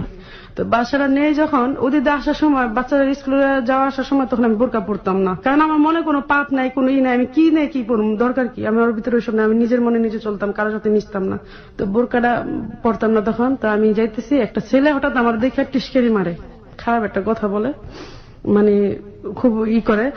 তা আসা যাওয়ার সময় আমি কেয়ার করি না, আমার কথা অনেকে অনেক কিছু বলবো, এটা আমার দেখার বিষয় না। এত কিছু জবাব দিলে আমি কেমনি কি করবো? তো বাচ্চা নিয়ে আমার প্রতিদিন 4-5 বার যাতায়াত করতে হয়, কারণ আমার শাশুড়ি জীবনও বাচ্চা নিয়ে একটু স্কুলে যাবো না, একটা বাজারও করবো না, বাজারও সামলাইতে হয়, প্লাস বাচ্চাও সামলাইতে হয়, সংসার সবকিছু আমার ঘর বাহির সবই। তো আমি আর পারতেছিলাম না, একা একা একা একা যাই, মানে যতবারই বাইরে এতবারে ছেলেটা আমার রাস্তা দ্বারা আমার টিস্কারি মারে, খুবই জ্বালায় আছি। যাই হোক, মানে ইফটিস করে। হ্যাঁ। এই ছেলেটাকে কি আপনি চিনতেন নাকি যে কেউ এরকম করতো? যারা তারা ডিস্টার্ব করতো। আচ্ছা, যারা তারা আমার disturb নতুন করতো, দেখছে, okay. আমি এলাকায় নতুন, তখন মাত্র 1 মাস 2 মাস হয়েছে বাসাটা গেছি, ওর মধ্যেই শুরু করে দিছে। তো আমার তো বাচ্চারা সময় একটা 10 বছরের বললাম না, ছোট ছোট তখন আমার মেয়েরা, তো এদের নিয়ে আমার প্রচুর হাতে হাতে আমি প্রচুর বাচ্চাদের জন্য পরিশ্রম করি আবার। তো এটা আবার অনেকে ফলো করে যে ওর মতো বাচ্চা নিয়ে পরিশ্রম করে আমি জীবনে কম দেখছি। মানে বাচ্চাদের ছাড়া আর কিছু চিনি না, বাচ্চাদের লাইফ ছাড়া। তো বাচ্চারা নিয়ে যেতাম, কোনো সময় রাতে 9টা বাজে কোচিং থেকে আসতাম ওদের আচ্ছা ঠিক নিয়ে। আছে, হ্যাঁ, তো যেটা বলছিলেন আপনি। হ্যাঁ, তো আসতে যাইতে ছেলেটা ডিস্টার্ব করে, তো হঠাৎ করে ওই দোকানের দিকে তাকালাম, তাকানোর পর মানে হঠাৎ করে দেখি কি একটা লোক রক্ত মাখা, চোখে চোখ পলো, মনে হলো 1000 বছরের পরিচিত একটা মানুষ। তো দেখলাম নাকের মধ্যে রক্ত, চারপাশে রক্ত, চোখগুলো আমার দিকে এমন ভাবে তাকায় আছে, মনে হয় সেও আমার চিনে, আমিও তার চিনি, কিন্তু ওরকম কোন ইন্টারেস্ট নিয়ে তাকাইনি। তাকানে কেমন যেন মনে হইতেছে মনের ভিতরে, যেটা মনের কথা সেটা বলতে হয়। তাকায় দেখি যে সেদিন যদি এভাবে না তাকাইতাম তাহলে মনে ভালো হতো। তাকানোর পর দেখলাম যে রক্ত মাখা একটা লোক, আমি না কেন যেন তার সামনে যেতে মন চাইলো, গেলাম। আমার বিচারটা দিতে কার কাছে বলবো, ওটা আমার ভিতরে আছে, কিন্তু আমি যখন দেখলাম লোকটারে, আমি বলি কি ভাই আপনার শরীরে এমন রক্তের দাগ কেন? এই যে দেখা হলো জাফরের সাথে আমার। প্রিয় শ্রোতা, আমরা এই জায়গাটায় ছোট্ট একটা বিরতি নিতে চাই। যারা প্রথম থেকে স্টোরিটা শুনছেন তাদেরকে আমরা আবারও মনে করিয়ে দিচ্ছি, প্রথমেই আমি দৈনিক যুগান্তর পত্রিকার একটি রিপোর্ট আপনাদেরকে পড়ে শুনিয়েছিলাম। গত রমজান এটা প্রকাশ করা হয়েছিল এবং সেখানে আপনারা নিশ্চয়ই জানেন যে রিপোর্টটা খুবই দুর্ধর্ষ একটি রিপোর্ট ছিল। স্ত্রী কর্তৃক স্বামী খুন, এবং এই রিপোর্টের সাথে আজকের এই জীবনের গল্পের অনেকখানি মিল আছে। এবং যেই মানুষটিকে খুন করা হয়েছিল সেই মানুষটি হচ্ছে জাফর। আমরা গল্পের এই জায়গাটিতে এসে যে জাফরকে এখানে খুঁজে পাচ্ছি, সেই জাফরটি হচ্ছে ওই পত্রিকায় যে মানুষটিকে খুন করা হয়েছে সেই মানুষটি। এবং হালিমার সাথে আমরা পরিচয়ের এই পর্যায় থেকে বাকি গল্পটুকু আমরা শুনব মাত্র 4 মিনিটের বিরতির পর। গল্পে আমি আরজে কিবরিয়া রয়েছে আপনার সঙ্গে। আজকের এই জীবনের গল্প একটি বিশেষ অন্যরকম জীবনের গল্প। আজকের এই জীবনের গল্প শুরু হয়েছে পত্রিকার একটি রিপোর্ট পড়ে। গত রমজানে যারা এই খবরটি পড়েছেন, অবাক হয়েছেন, ফেসবুকে এটার পোস্ট দেখেছেন, তারা হয়তোবা জানবেন। খবরটি ছিল দৈনিক যুগান্তর পত্রিকার, রায়েরবাগে গৃহকর্তাকে গলা কেটে হত্যা, স্ত্রী পুত্র আটক। আমি খবরটা আরো একবার একটু আপনাদেরকে পড়ে তারপর আবার গল্পে ফিরতে চাই। রাজধানীর কদমতলীর রায়েরবাগ মেরাজনগরে বাসার মধ্যে ঘুমিয়ে থাকা স্বামীকে কুপিয়ে এবং গলা কেটে হত্যা করেছে স্ত্রী নূরজাহান। সোমবার ভোর রাতে তাকে খুন করে বাসার সিঁড়িতে ফেলে রেখে যায়। নিহত আবু জাফরের বয়স 38 বছর। পুলিশের কাছে গ্রেফতারের পর স্ত্রী নূরজাহান স্বামীকে হত্যার কথা স্বীকার করেছে। হত্যাকাণ্ডে জড়িত সন্দেহে বড় ছেলে সাইফুলকেও আটক করা হয়। কদমতলী থানা পুলিশ এ তথ্য জানিয়েছে। এই খবর আরো বিস্তারিতভাবে পত্রিকাতে আছে, কিন্তু খবরের ঠিক এই জায়গাটিতে আমার পড়ার একটাই মাত্র কারণ, আপনাদেরকে আরো একবার মনে করিয়ে দিয়েছি। খবরটা পড়ি আজকের এই হ্যালো 920 শুরু হয়েছিল। আমাদের কাছে যিনি জীবনের গল্প বলতে এসছেন তার নাম হচ্ছে হালিমা। যে জাফরকে মেরে ফেলা হয়েছে, তার স্ত্রী তাকে গলা কেটে হত্যা করেছে, সেই জাফরের সঙ্গে তার যেভাবে পরিচয়, সেই জায়গাটিতে আমরা এখন এসছি। গল্পের জায়গাটিতে আমরা ওখান থেকেই যাব। এই জাফর হালিমার জীবনে কি, বা হালিমার তার সাথে পরিচয়, এবং ধীরে ধীরে গল্পের সামনের দিকে এগিয়ে যাওয়া এবং একেবারে শেষ পর্যন্ত। আশা করছি আপনারা আমাদের সাথেই থাকবেন। এতক্ষণ আপনারা হালিমাকে চিনেছেন, এরপর জাফরের সাথে হালিমার দেখা, এখান থেকে আমরা আবারও শুরু করছি। হ্যাঁ, আপনি যেটা বলছিলেন যে আপনি যে লোকটাকে দেখলেন একটা দোকানে, এবং তার মুখের ভিতর দিয়ে রক্ত মাখা মুখ, এবং সেই লোকটাকে দেখার পর মনে হচ্ছে যে এই মানুষটা কিছু একটা বলতে চাচ্ছে আমাকে, আপনি ভিতর থেকে এভাবে অনুভব করছেন। ফাইন, আপনি বলুন তারপর। তো আমি ওদিকে হাইটে যেতেছি, যখন ওরা দেখলাম, ওনাকে দেখলাম, দেখার পর আমার না কেন যেন মনে হলো 1000 বছর একটা পরিচিত লোক যে রক্ত মাখা অবস্থায় কিছু বলতে চায় আমাকে। আমাদের তাকায় আছে, আমিও তাকায় আছি। আমি কিন্তু গেছি আমার কথা বলতে, এখন থেকে সে তার দিকে আমি অবাক হয়ে গেলাম। সামনে যে বললাম, ভাই আপনার কি হয়েছে, কি সমস্যা কি আপনার এরকম রক্ত মাখা? ভাই মানে আমি এটা মানে মানুষ হিসেবে মানুষকে যেভাবে জিজ্ঞেস করে এরকম জিজ্ঞেস করতেছি। তো উনি বলে কি, না আশা খেয়ে পড়ে গেছে, তো এই জন্য এটার স্পট। আমার বান্ধবী ছিল পাশে, হুমায়রা, ও আবার বলে, জাফর ভাই কি হয়েছে, আপনি একটু বেড়েন তো। ও আবার চিনে, কারণ ওর বাড়ি ওদের বাড়ির পাশাপাশি। তো ও বলে, ভাই একটু আসেন তো। পাশে আবার আরেক বর্ণন আসছিল, উনি আসেন তো, টাইম নেবার করে ফেলছে। আপনার কি হিসেবে দিত, আপনি আসেন, দোকান বন্ধ করেন। মানে ওরা করুন অবস্থা দেখে ওরা টাইম, জাফরের দোকান ছিল, হ্যাঁ মুদির দোকান ছিল। তো এরা একটা জায়গায় হাতে নিয়ে গেল, ভাই দোকান বন্ধ করেন, আপনার সাথে কথা আছে। আপনার চোখ দা পানি পড়ছে। রুনু আপা, না বললি না নাম, রুনু আপা বলতেছে, ভাই আপনার লোক কথা না বললি না, আপনি আমাদের বলবেন আপনি কি হয়েছে। এই হারিমা তো, এই হুমায়রা তো আজকে আর কথা জানবো। রুনু আপাটা কে ছিল? রুনু আপা হলো হুমায়রার ননাস। মানে আপনার বান্ধবীর নন? ননাস, হ্যাঁ। আচ্ছা। ওরা মনের কথা বেরিয়ে যত না করবো তখন ছাড়বো না রে। কয় ভাই বলেন না প্লিজ, বলেন রুনা করতেছে বা আমার বান্ধবী বলতেছে। কয় ভাই রে বড় কষ্ট থেকে চোখের পানি আসে। কয় কি? কই যে তোমাদের দেখি স্বপ্ন দেখে যেতেছি। আরো মানুষ সংসার করে কিন্তু আমার মতো সংসার কজন করে যাই না। আমি 14 বছর সিঙ্গাপুর ছিলাম, 13 বার সিঙ্গাপুর থেকে আসা হয়েছে, লক্ষ লক্ষ টাকা আমি আমার ফ্যামিলিতে দিছি। আজকে আমি একটা এসব ব্যবসা নিয়ে বসে আজেরাও বসে রইনি, ঘরে এত কিছু করি তাও বোর মন পাই না। সে আজকে আমার গায়ে হাত উঠেছে, এর মতো দুঃখের কথা কারে বলুম আমি। তো এটা বলে সে কান্না করে, চোখের পানি পড়ে। তো আমি না তাকায় থাকি, আমি বলি মানুষের স্ত্রী এমন হয়, আমি তাকায় থাকি নির্বাক। ওরা প্রশ্ন করে কেন ভাই, কেন মারলো আপনারা, আপনি কোন না ভাই। তো হুমায়রা আবার বলতেছে জাফর বাইরে যে আমরা দেখতেছি না যে লক্ষ্যটা মানুষ সারাদিন দোকানের মধ্যে কাজ করতে থাকে, এটার উপর হাত লড়তে থাকে, এই কাম ওই কাম ওই কাম, আর কোনো ফ্যাশন নাই, কোনো ই নাই, এটা লুঙ্গি সাধারণ লুঙ্গি পরে এটা ই পর কিভাবে চলে, এর মতো লুক হয় নাকি সাদা সিধা, এরা এইভাবে কি হয়েছে ভাই বলেন। ওর একটা কথা আছে, এটা ও বলে না। ও বলে যে এমনি আমার এরকম আঘাত করেছে, আচ্ছা কি করলে আমি ওর মন পামো, ওদেরকে জিজ্ঞেস করে ও কি চাই দেখালি পূর্ণ করবেন, তাহলে দেখবেন ঠিক হয়ে যাবো। সবাই ভালো বুদ্ধি দিল। তা আমি এর মধ্যে বললাম কি ভাই আপনি তো অনেক বছর বিদেশ ছিলেন, হয়তোবা তার মনটা একা থাকতে থাকতে জম ধরে গেছে হয়তো, কারণ আমি আমারটা চিন্তা করছি, জম ধরে গেছে হয়তোবা তার মনে অনেক কষ্ট আছে। ভাই আপনি তার মনে কোনো কষ্ট দিয়ে কোনো কাজ করেন না। খালি এতটুকু কথা বলে বাস আয়সা বললাম। সে আমাদের টাকা থেকে বললো কি কয় উপর দিকে ছাপালে নিজের বুকে পড়বো, এটা করে কথা শেষ করে। কারণ সে তখনও কিন্তু তার কথাটা বলে না, 3 জন নারীর সামনে কথাটা বলবো একটা লজ্জার বিষয়, ঘরের কথা বাইরে করতে চায়। তো যাই হোক তার নিজের উপরে হিসাব আমি মনে মনে একটু ভাবলাম কি লোকটাই মনে অপরাধী, এটা আমি ভাবলাম। আচ্ছা। কিন্তু দেখে মনে না সে একটা অপরাধী লোক, তার চোখের পানি, তার কথাবার্তা, তার চাল চলনে যা আমার বান্ধবীতে শুনতেছি খুব ভালো লোক, এখানে কোনো সন্দেহ কিছু নেই। তো এর মধ্যে আসে পড়ি ঘরে উড়িয়ে যাবে। তো যখন আমি দোকানদার সামনে যেতে লই তখন হাজার কামে থাকলে হঠাৎ করে ওটা চোখ আমার দিকে পড়ে, তাকাইলো ওইভাবে তাকায় থাকে না, দেখে সুরালায় আমি ফলো করি না। তো যাই হোক আমি বাচ্চাদের নিয়ে আসা যাওয়া সব ওই ছিল আমার টিস্ট করে। তখন আমি কি করলাম চিন্তা করলাম ওই লোকটা তো ভালো, আমার বান্ধবী বলছে আমি ওনার কাছে বিচারটা দিব, যে ছেলেটা আমার যাইতেছে বিরক্ত করে, মেয়েটা আমার বড় হইতেছে বা 10 বছর বয়স চলতেছে, আর আল্লাহ দিলা বয়স উপর দিকে, এখন যদি লোকটা টেস্ট করে মানুষ আমার কি করবো। তো আমি তারা যাই বলি ভাই একটা কথা কি, আমি এই ছেলেটা না আমার খুব ডিস্টার্ব করে। তো উনি বলতেছে আচ্ছা আমি বলে দিই মনে, এটা বলে আমি এসে পড়ি। তো ওই ছেলেটা আবার দেখে আমার ওনার সাথে কথা বলি, জাফর ভাই ওর নাম্বারটা আমি একটু জোগাড় করে দেন। এই ওর স্বামী বিদেশ থাকে, মেয়েটা একটু অসহায় টাইপের, অন্যরকম, মেয়েটা সবার মতো না, তুই ওরা ডিস্টার্ব করিস না। আমরা তো বিয়ে করি নাই এর লাগে আমাকে মূল্য নেই, আপনারা বিয়ে করছেন এর লাগে আপনাকে মূল্য, এই কথা কাছে ওরা জায়গা। তো এই ছেলেটা কি করে একটা, কে ছিল ছেলেটা ওর বাড়ির পিছনে, ওর বাড়ি মানে আপনাদের ওই এলাকাতেই থাকতো, এলাকায় থাকে ছেলেটা, মানে তারপর কাজ চালিয়ে যেতেছে, এই খারাপ খারাপ কথা বলে আমি মানে আর সহ্য করতে হতেছে না। আমি ছেলেটা এরকম করে, ভাইয়ের কাছে বিচার দিলাম কিছু হলো না, আমি আবার যাই বিচার দিলাম, ভাই ওরা বলেন না আমার ডিস্টার্ব করতে না। তো উনি না ওরা বলে এই তুই ওরা ডিস্টার্ব করিস না দেখ। তো ও না একটু রাগ হয়ে যায়, তো একটা জাল টাকার লোড ও আবার জাফরের দোকানে দিয়ে দেয়, পরে জাফরে দেখি এটা জাল টাকার লোড, কাই তুই যে জাল টাকার লোড দিলে এই টাকা তুই নিয়ে যাই, এই টাকা ছাড়া তুই ছাড়া কেউ দেশ না, 1000 টাকার লোড এই পর্যন্ত সারাদিনে আসে না আমার কাছে। ছেলেটা কি গেল ওর উপরে চিত্তা গেল গা, ওর উপরে চেতা, মানে ওরা আমার একটা ফালানোর জন্য চেষ্টা লেগে আছে। তা আমি তো আর জানি না, ও জানে না, আর আমার লোক আর কোনো জাফরের লোক সম্পর্ক না, আমি আসা যাওয়া বাচ্চা লেগে ব্যস্ত। তো ছেলেটা কি কেমন বিপদে ফালামো ধরে তুই কুলাইতে পারবি না আমারা বলতেছে। তা আমি না খেয়াল করি না, আমি কি এত বড় একটা কথাগুলো আমার মেয়ের নিয়ে আবার কোনো ক্ষতি করে।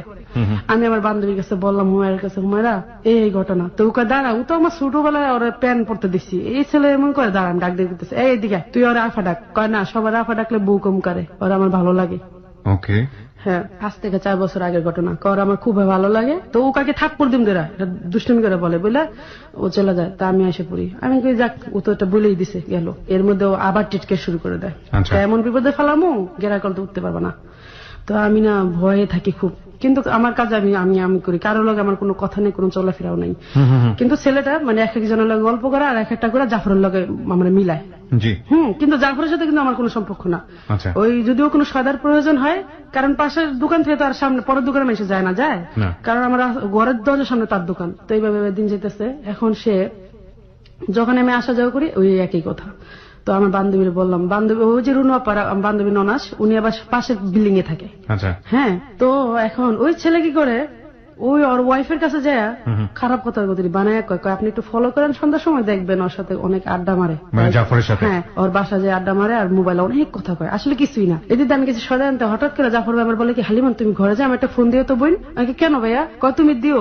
এরপর এর মধ্যে মানে একটা কালো লোক আইসা বলে কি জানেন ওই বিল্ডিং, ওই যে রুনাপা যে বিল্ডিং এ থাকে, ওই বিল্ডিং এ না পাশের ফ্ল্যাটে একটা ছেলে বেসালা থাকে, একটা মেয়েরা আনছে জায়গায়, এনে পুলিশ মিলিশ আইছে।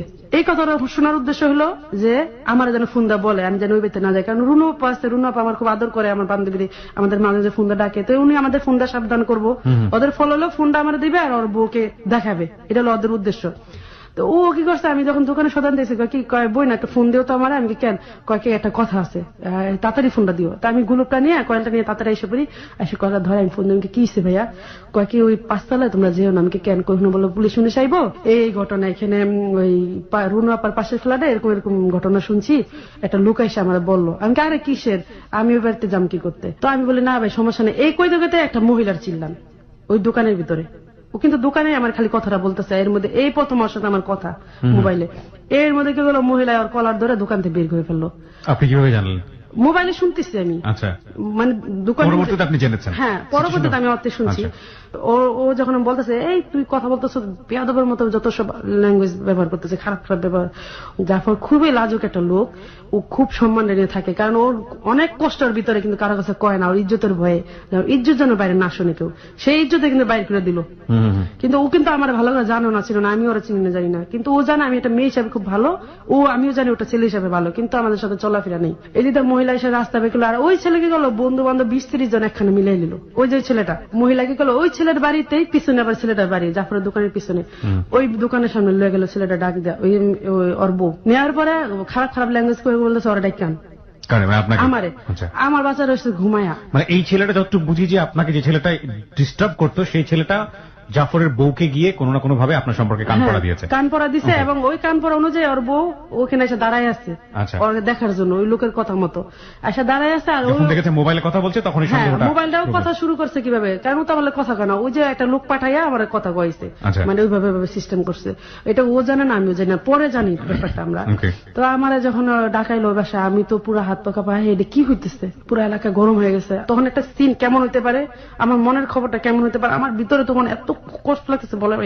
ঢাকায় নিয়ে সবার সামনে একটা ভরা মজলিসের সামনে আমার বসায় খারাপ খারাপ ব্যবহার, যে মহিলা অনেক খারাপ খারাপ, তখন আমি আর সহ্য করতে। তখন খালি জাফর একটা কথা বলে যে ফেরেস্তার মতো মেয়েটারে অপবাদ দিও না, তোমার আল্লাহ দোহার লাগে নুরজাহান। ও শোনে না, ও খারাপ খারাপ গালি দিয়ে আসতে করে আমার এক থাবর লাগাই দেয় জোরে, মানে জাফরের বউ নুরজাহান এমন ঠাড়া একটা থাবো দেয়। আমার জীবনে মনে হয় কি ওই দিন আমার মতো অসহায় কেউ হয় না, আর এত বড় অপমান পৃথিবীতে আর হয় না, কারণ আমার মন তো নিষ্পাপ, আমি তো এটা কিছুই জানি না।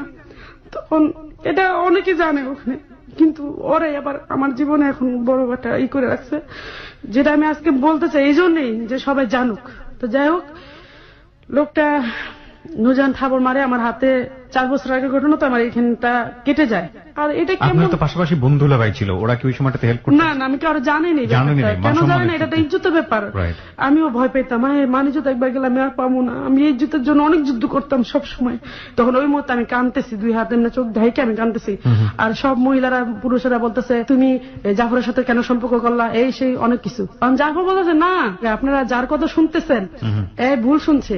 জাফর তখন এটা বলে আর চোখ মুখ একেবারে গোলা হয়ে যান, আমার দিকে অসহায়ের মতো তাকায় থাকে, যে ওর চোখের দৃশ্যে আমি তখন বুঝি যে আমার কিছু করার নেই, তুমি আমার ক্ষমা করো আলিমা, এরকম কিছু আমি বুঝতেছি তার চোখে। তখন আমি একটা জবাব দিলাম যে নুরজাহান ভাবি, আপনার একটা কথা বলি আজকে, আমার স্বামী যে সুন্দর তার পায়ের যোগ্য আপনার স্বামী না, এই কথাটা আমি তারে বললাম। বলার পর প্রতিটা মানুষ তালি দিল, আবার সাথে সাথে আবার মহিলায় মাপ চায় আমার কাছে। মাপ চাইলে কি আর আমি ইজ্জতটা ফিরে পাবো? ওই যে রটনা তো রইটেই গেছে, সবাই খালি ছড়া কান্না গুসা, আর আমি এই থাবর খেয়ে ঘরে আসলাম। কত বড় যন্ত্রণা হইতে পারে ওদিন, যে চাইছিলাম মরে যাবো। বাসায় এসে বাচ্চা আমাদের তাকাচ্ছে, আমার গাল লাল হয়ে গেছে, বলতেছে মা কি হয়েছে। তখন কেমন ঘৃণা লাগে যে আমার বাচ্চা প্রশ্ন করে, আমার ইজ্জত একটা গালি পড়ছে, আজকে পাপ করিনি, কোনো কিছু করিনি, আজকে আমার নামে এত বড় একটা গীবত। মানে আমি চাইতেছি আমি আজকে ফাঁসি দিয়ে মরে যাবো। পরে ভাবলাম না, আমার ফ্যামিলিতে এরকম না, আমি একটা মিথ্যা অপবাদ নিয়ে মরে যাবো। আমি যদি মরে যাবো করবো জাফরের সাথে, অবশ্যই তার কলঙ্ক কিছু ছিল না, মুখ দেখাতে পারে এই জন্য মরে গেছে।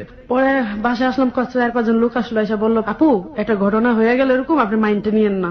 মনে মনে ভাবলাম যে মুখে একটা কথা হয়ে গেল, আজকে হয়ে যায়, আজকে যে আমার ইজ্জতটা গেল, এটা কে আমার ফিরিয়ে দিবে ইজ্জতটা? আজকে সমাজ সবাই একটা একটা একটা কথা বলতে পুরো এলাকা হয়ে যাবো। আর ঠিক তাই হয়েছে। এখন ঘরের যে বেরোলে বেশি কানাঘুষা করে, আর সেও বেরোলে এরকম করে, সে দোকানটা ছেড়ে দেয়, আমিও সাথে সাথে বাসা ছেড়ে দিই, বাসা ছেড়ে আমি আমার এলাকায় এসে পড়ি। আপনার আর এই কথাটা বলি না, কারণ সে অনেক কষ্ট পাবে, বাজায় অনেক ঝগড়া বিবাদ হতে পারে, এটা মানিজ্যতের ব্যাপার। কান্না করার পর আমার বাচ্চা আবার বলে দেয়, আম্মু আম্মু একটা মহিলা না আমার আম্মুর মারছে। তো এই কথা বলার পর আমি আরো কান্না করি। আপা কয় কি আমার বোনের মারছে? আমার বোন। এর মধ্যে আমি যখন ঘরে কান্না করি, সকালবেলা আমার বান্ধবী ওই যে মায়েরা ও আসে, আসার পর ওরা ফোন দেয়নি, ও শুই না তো পুরো মাথা খারাপ হয়ে যায়। আমার বান্ধবীর গায়ে থাপ দিচ্ছে, আমার হাত ধরে টাইনে না কায় এই মহিলা এত। যখন জাফরের দোকানের সামনে যেতেছে, জাফরের কাকি বোন এটা হয়ে গেছে, কি করুম? কয় আপনি আসেন, আমার সাথে আসেন, দোকান বন্ধ করেন। আমার বান্ধবীর ইজ্জত মানলে একটা কথা, আপনি আসেন, আসেন মেয়ে আসেন। এরপর পারেন ও মেয়েরা লাই বেড়া ওরে দূরা।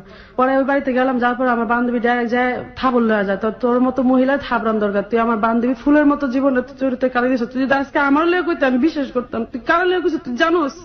এই কর গালে জুতা লয়ে গেছে, যে তোর গালের মধ্যে জুতা দিয়ে মারলো শিক্ষা হইব না। তো জাফর কাজ দে দৌড়া দুটা বাড়ি, ও যা কাজ করছে হুমা যা বলার বাইরে, ও চোখের পানি ছেড়া দেয়। আমি হুমারে টানি, কয় চার চুপ থাক, তুই বেশি চুপচাপ থাকস তো আর বেশি সম্মান দাস, এই লেগে তোর আজকে এই অবস্থা। এরপর আমাকে থাক, এরপর ওর বউ কি করে কান্না কাটা করে দেয়, ওর একটা কাজই কান্না করে দেওয়া। কান্না করে ওর কাছে মাপ চায়, বই মাপ করে। ওর বড় বোন এলে কি কাজ করলে কি তুমি করতে না, মাফ করতে না, সুন্দর কথা ভালো কথা বলছে। বড় বোনের হিসাবে আমি তাবদ দিছি, থাক আমার মাফ করে দাও, কিন্তু ইজ্জতটা কে দিব? এই কথাকে আমরা এসে পড়ছি। তো ওর বউ পরে কান্না করে জাফর কাছে বলে, জানো এরকম এরকম ওই ছেলেটা এসে আমার বলে, জানো এই ছেলেটা তোর ডিস্টার্ব করতেছে, এই ঘটনা তুমি আমার আগে বলো না কেন? তো যাই হোক, ওর বউ ভাইলটা ওর সাথে ঠিকই কথা বলেই করে। যাই হোক, এখন ওর বউ বলে এখন থেকে আমি হালিমনের বোন ডাকুম, বোন থাকবো, ও আমার কাছে আসা যাওয়া করবো।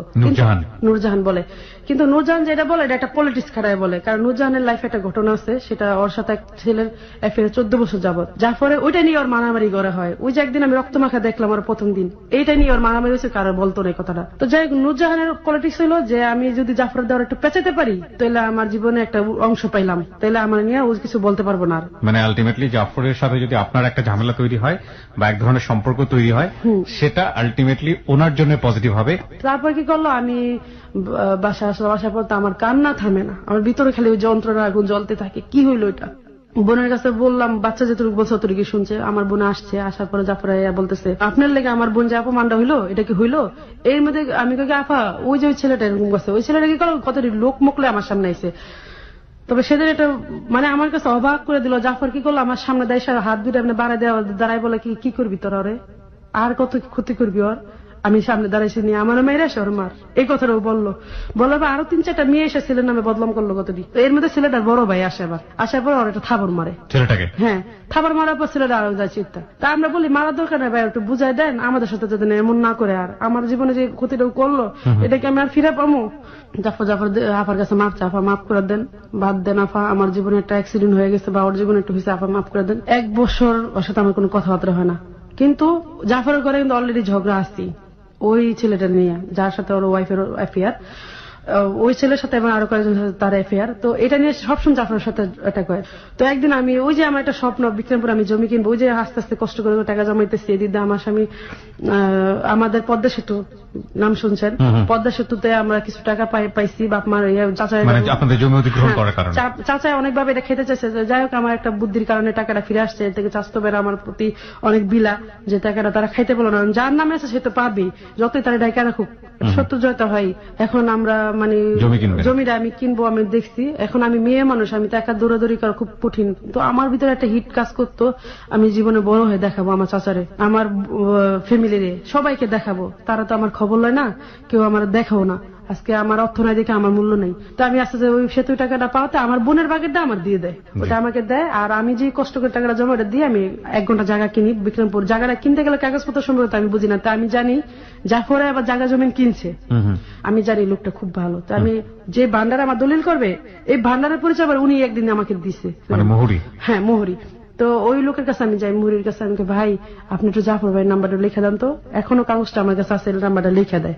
1-1.5 বছর পরে এই ঘটনা হওয়ার পরে এর ঘরে কিন্তু আগুন যাইতেছে আমার নিয়ে, আর আমার ভিতরে কিন্তু কষ্টটা রয়ে গেছে, কিন্তু নাম্বারটা দেয়। আমি এখন কি করবো, আমার তো উপায় নেই। ওর মধ্যে আমার দুলাভাই, যে বোনের কারণে আমি বাঁচতাম চলতাম ওসিল্লায়, সে বোন জামাই বিছনায় পড়ে যায়, সে বাইরে থাকে। 3 বছর পরে আসে, সেই 20 মিনিটের মতো সে ব্রেন স্ট্রোক করে বাংলাদেশে পৌঁছার পরে, ঘরে আসার পরে। এর মধ্যে জমিটা আমি যখন কিনতে যাব, জাফর বাইরে আমি ফোন দিলাম, ভাই এই ঘটনা। বোন তোমার যে কোনো বিপদ পড়ুক তুমি আমার বলবা। খুব খুশি হয়, আপনার একটা ফোনের আশা আমি খুব ছিলাম। আচ্ছা ঠিক আছে আমি যাবো, আপনার উপকারটা যদি আমি করতে পারি আমি অনেক খুশি। এদিকে কিন্তু 4 বার তালাক দেয় তার ওয়াইফরে, মৌখিকভাবে। আমার সাথে পরিচয়ের আগে 3 বার দেয়, এরপর 1 বার দেয়। আচ্ছা, এটা জাফর নূরজাহানকে তালাক দিয়েছিল মৌখিকভাবে, কিন্তু কাগজে কলমে। এবং এই তালাকটা মৌখিকভাবে দেওয়ার পরও তারা একসাথে ঘর সংসার করে, একসাথে সংসার করতেছে, বাচ্চাদের দিকে তাকায়। কিন্তু এটা সম্পূর্ণরূপে স্বামী স্ত্রীর মিল মহব্বত নাই, কেন নাই ওই মহিলা, আমরা বুঝতেই পারছি। কিন্তু ধর্মীয়ভাবে প্রথমবার তালাক দেওয়ার পরেই তো আলটিমেটলি সংসার করার কোনো সুযোগ নাই, মৌখিকভাবে তালাক দেওয়ার পরে। যদিও এটা একটা সামাজিক নিয়ম আছে, কিন্তু ধর্মীয় দিক থেকে এটা সম্পূর্ণরূপে অবৈধ। হ্যাঁ বলুন। তারপরে জাফর একটা রোগ ছিল, ওর পায়ে ব্যথা ছিল, প্রচুর ব্যথা ছিল। ওর একটা রোগ, মাঝে মাঝে 20টা ওর আসলে ও ল্যাংড়ায় ল্যাংড়ায় বাথরুমে যায়। ওই সময় মহিলা কি করতো, বাইরে চলে যেত, ওর প্রতি কেয়ার করতো না। তো ওই যে আমি ফোন দিছি, দেওয়ার পরে ও না বলে, বোন আমার পায়ে তো প্রচুর ব্যথা আছে, আমি যাবো। তাই আমার লয়ে গেল, যাওয়ার পর জমিটা আমার যেভাবে কিনা যায় সুন্দরভাবে করে দিল। তো আমি আবার জিজ্ঞাসা করে গেছি আমার স্বামীরে যে এরা নিয়ে কাজ করতে চাই, সে বলছে আচ্ছা যাও। মানে আপনার স্বামী পারমিশন? হ্যাঁ পারমিশন নিয়ে গেছি। আবার এটা আমি আবার ফ্যামিলির পারমিশন নিয়ে গেছি, কারণ কেউ যদি একটা কথা বলে, কারণ আমি এদিক দিয়ে খুব সতর্ক। তো জমি 4 কোণা 4টা এল করে না, এল এর মধ্যে সে আমার নাম আর লতিফের নাম লিখলো, হালিমা লতিফ, এখনো সে নামটা আছে। আর আমি আবার অপর সাইডে ইটার ভিতরে লিখলাম শুধু জাফর। সে আমার বললো এই তোমার নাম লিখো না, কিন্তু আমি না আমার নাম লিখবো কেন। পরে একটা নিঃশ্বাস দিল, দেওয়ার পরে কাছে চলো। পরে আমি কি করলাম, ঢাকা আসলাম। আসার পরে লতিফে আমার ফোনটা আমাকে পায় না, আমি না খুব ক্লান্ত যাই, কারণ 2 দিন থাকতাম। জাফর আবার আইসা পরে, এর মধ্যে আইসা পরে আমার শাশুড়ি অনুরোধ করে, আমার শাশুড়ি আবার একটু টেকনিক্যাল বুদ্ধি করে যে ওর দাম একটু পেঁচাইবো, মানে ওই যে নবীর একবার পেঁচাইছে, এখন আবার আরেকটা বুদ্ধি দিক দিয়া। হিন্দি সিরিয়াল পুরোপুরি ফেল করছে আজকে। কিন্তু কথা হচ্ছে যে একজন মানুষ, এই সবকিছু শেষে একজন মানুষের হত্যা, একজন মানুষের গলা কেটে ফেলা নিজ স্ত্রী কর্তৃক, এবং সাংসারিক টানাপোড়েন বা যেটাই হোক না কেন, এখানে হালিমার যে পার্টটা বা হালিমার যে মানে এক ধরনের এখানে জড়িয়ে পড়া, সেটা কিভাবে কতদূর যাচ্ছে আপনারা এতক্ষণে কিছুটা হলো টাচ করতে পেরেছেন প্রিয় শ্রোতা। আমরা এই জায়গাটায় ছোট্ট একটা বিরতি নিতে চাই, আমরা শেষ পার্টে ফিরে আসব। আপনারা যেটা জানতেন যে গত রমজানে নটারোদা যখন গিয়েছে তখনকার রাতের এই ঘটনা, আমরা এক্সাক্ট ডেটটা এই মুহূর্তে মনে করতে পারছি না। পরবর্তীতে ফেসবুকেও আপনারা এই বিধ্বস্ত ছবিটা অনেকেই দেখেছেন, একটা গলা কাটা লাশের, এবং যেটি করেছিল তার স্ত্রী বটি দিয়ে খুন করা, এবং যুগান্তর এটা নিয়ে রিপোর্ট হয়েছিল, অনেক পত্রিকাতে হয়েছে। রায়েরবাগে গৃহকর্তাকে গলা কেটে হত্যা করা হয়েছে, স্ত্রী পুত্র আটক, এবং পরবর্তীতে স্ত্রী নূরজাহান এটার সাক্ষ্য দিয়েছিল। আমরা ঘটনার রেজাল্ট অনেকখানি জেনে গিয়েছি কি, কিন্তু রেজাল্টের দিকে যাচ্ছি আমরা, কেন কিভাবে ঘটনাটা ঘটলো আমরা ফিরে আসতে চাই ঠিক রাত।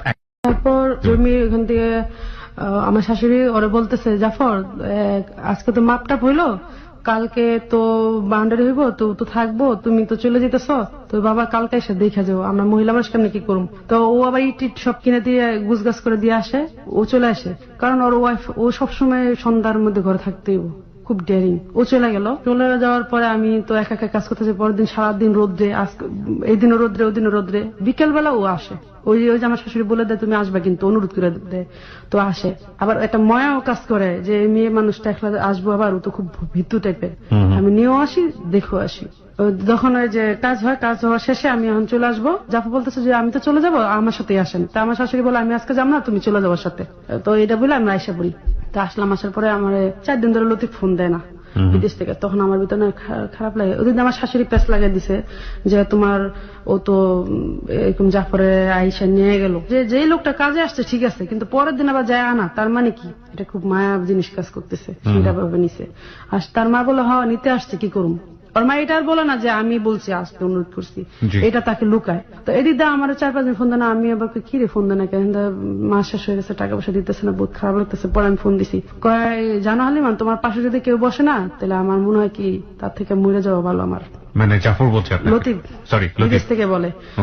আমি কেন, কয় যে লোকটা তোমার সাথে গেছে ঠিক আছে, আমি তো অনুমতি দিছি, কিন্তু পরের দিন সে আনতে যাওয়া, তার মানে কি তার ভিতরে বিশাল বড় মায়া জন্ম হয়ে গেছে, এরকম কিছু। অবশ্যই তোমার দিকে একটু নজর দিছে, তাকাইছে, তার ভালো লাগছে, বা একটু এরকম কিছু বলে। আমি সিসি এটা আপনি কি বলতেছেন, এই ধরনের কথা আপনি বললেন না, আল্লাহ বেড়া যে বলছি এইগুলোর কথা বলেন, আমার ভিতরে এসব কিছু নাই। তো উনি এটা বললেন, আমার খুব খারাপ ব্যবহার করে। তা আমি অনেক হ্যাঁ আপনার স্বামী হ্যাঁ খুবই খারাপ ব্যবহার করে।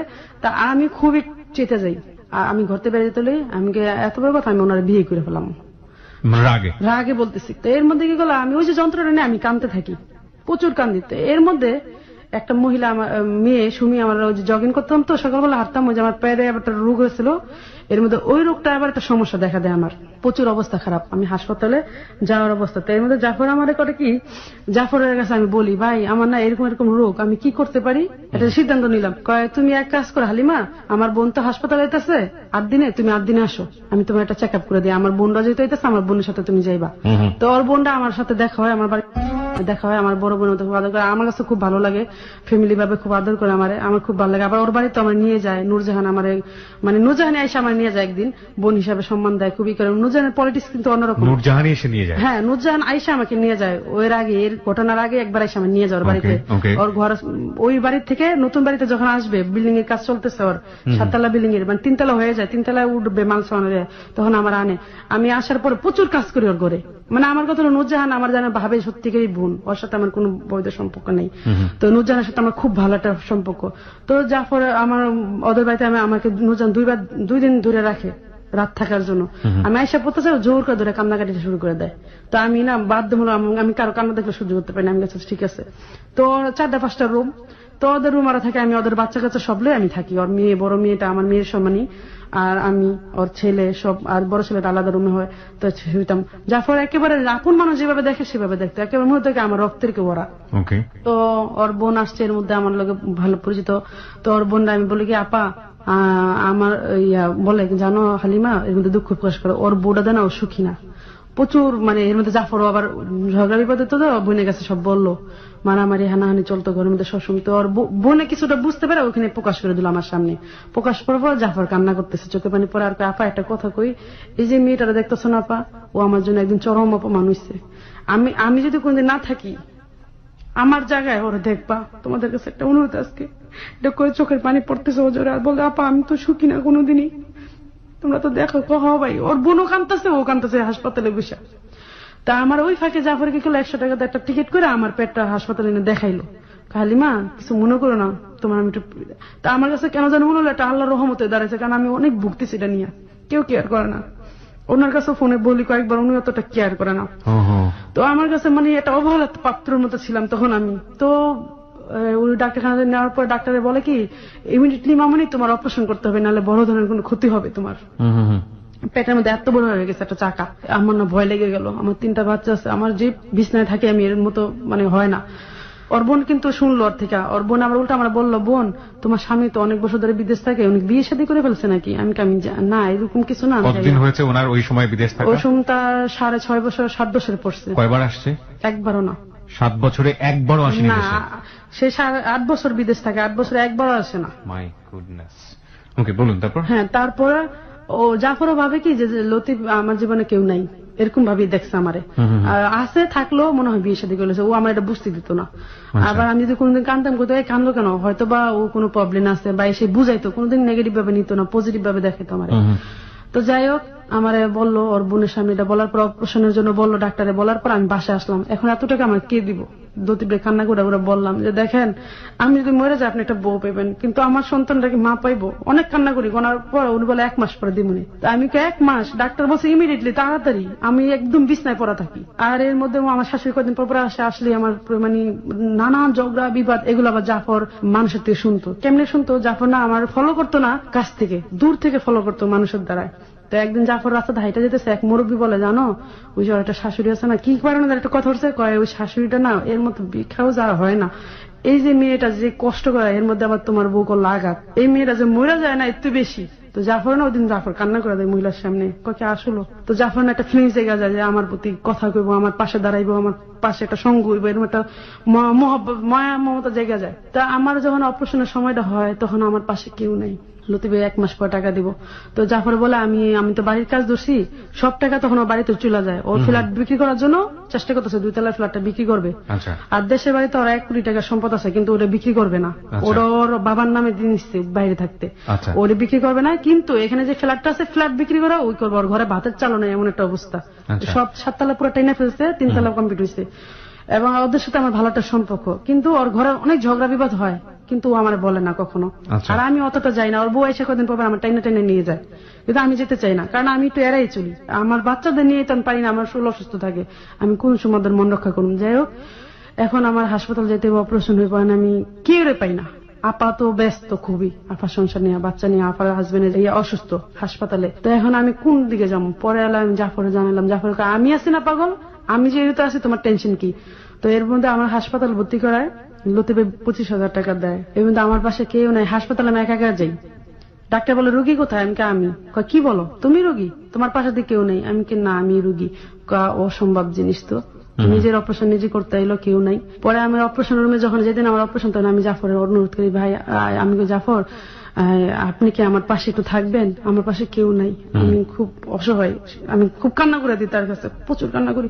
সে আমার ধরে কে, এই পাগল, আমি আছি না, আমি আছি, আমি একজন দুঃখী, তুই একজন দুঃখী, আমরা আমাদের পাশে আল্লাহ স্যার, আমরা আছি দুজনের পাশে দুজন, তুই টেনশন করিস না, তুই যা অপারেশন রুমে। যখন অপারেশন রুমে যাব, তখন দেখলাম দরজার সামনে শুধু ওই ব্যক্তিটা, আমি আর কেউ পাইলাম না। এই তখন আমার বিয়ের বয়স চলতেছে 12 বছর, 1 যুগ।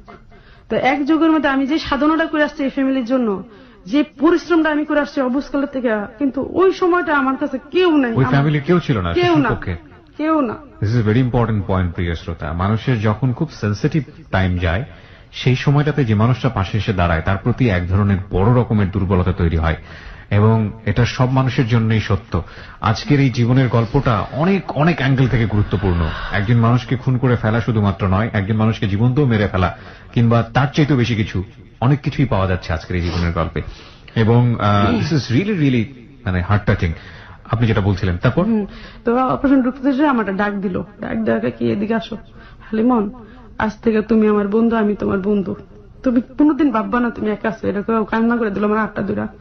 আর আমিও না অনেক কান্না করলাম, মনে হলো কি বাবা মার ঠিকানাটা বুঝি এখানেই পাইলাম, আর কারোর মধ্যে পাইলাম না।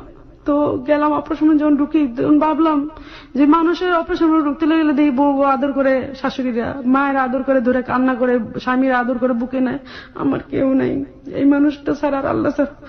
আমি আবার ঢোকার আগে একটা কথা বলছি তারে, আমি যদি অপারেশন চোখ মেলি, যদি আল্লাহ আমার বাঁচায়, তাহলে সবার আগে যেন আমি আপনার চেহারাটাই দেখি, সেটা বলে আমার মনের গভীর থেকে, কেননা সেই আছে ওই জায়গাটায়। তো গেলাম, তো উনি সকাল থেকে বিকেল পর্যন্ত অপেক্ষা করে ওই গেটের সামনে বৈশা বৈশা, খাওয়া নাই দাওয়া নাই। সে কি করলো, ওই যে যখন আমার দেখানো একটা লোক তো দেখতে দেয়, ওই যে ওই কথাটা কিন্তু তার সাথে আমার ছিল ঢুকার আগে, যে আপনি কিন্তু, আমি যেন আর চোখ মিলে আপনাদের দেখি।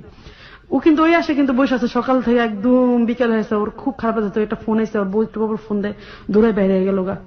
এর মধ্যে আফা যায় ঢুকে দেখে, ও আয়সা কি করলো, আফা আপনি দেখে খেলাইলেন, মানে ও খুব পাগলের মতো করতেছে, আফা আপনি দেখে খেলাইলেন, মানে ও কথাটা রাখতে পারলো না, খুব মানে চোখ মুখ লাল হয়েছে, আর চোখ জল এসে পড়ছে, পানি এসে পড়ছে।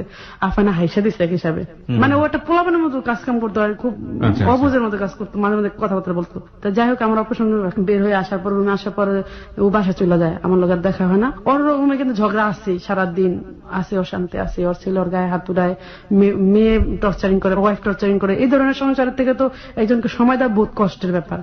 তারপরে ও দ্বিতীয় একটা ভালো মানুষ হিসেবে, আমার শাশুড়ি কিন্তু যখন শুনছে আমার অপারেশনের কথা, আস্তে করে ঘরতে বেরিয়ে গেল। আর যখন আমি বাসায় আসলাম, তখন তার ছেলে তারে পাঠাইছে আমার দেখতে। সে কি করছে, আইসা এমন টর্চারিং শুরু করে দেয় আমারে, দরজা মজা লাগাইয়া মরিচ তালা শুরু করে দেয়। আর আমার অপারেশনটা মানে হওয়ার পর কাঁচা না, মানে আমার প্রচুর শ্বাসকষ্ট উঠে যায়।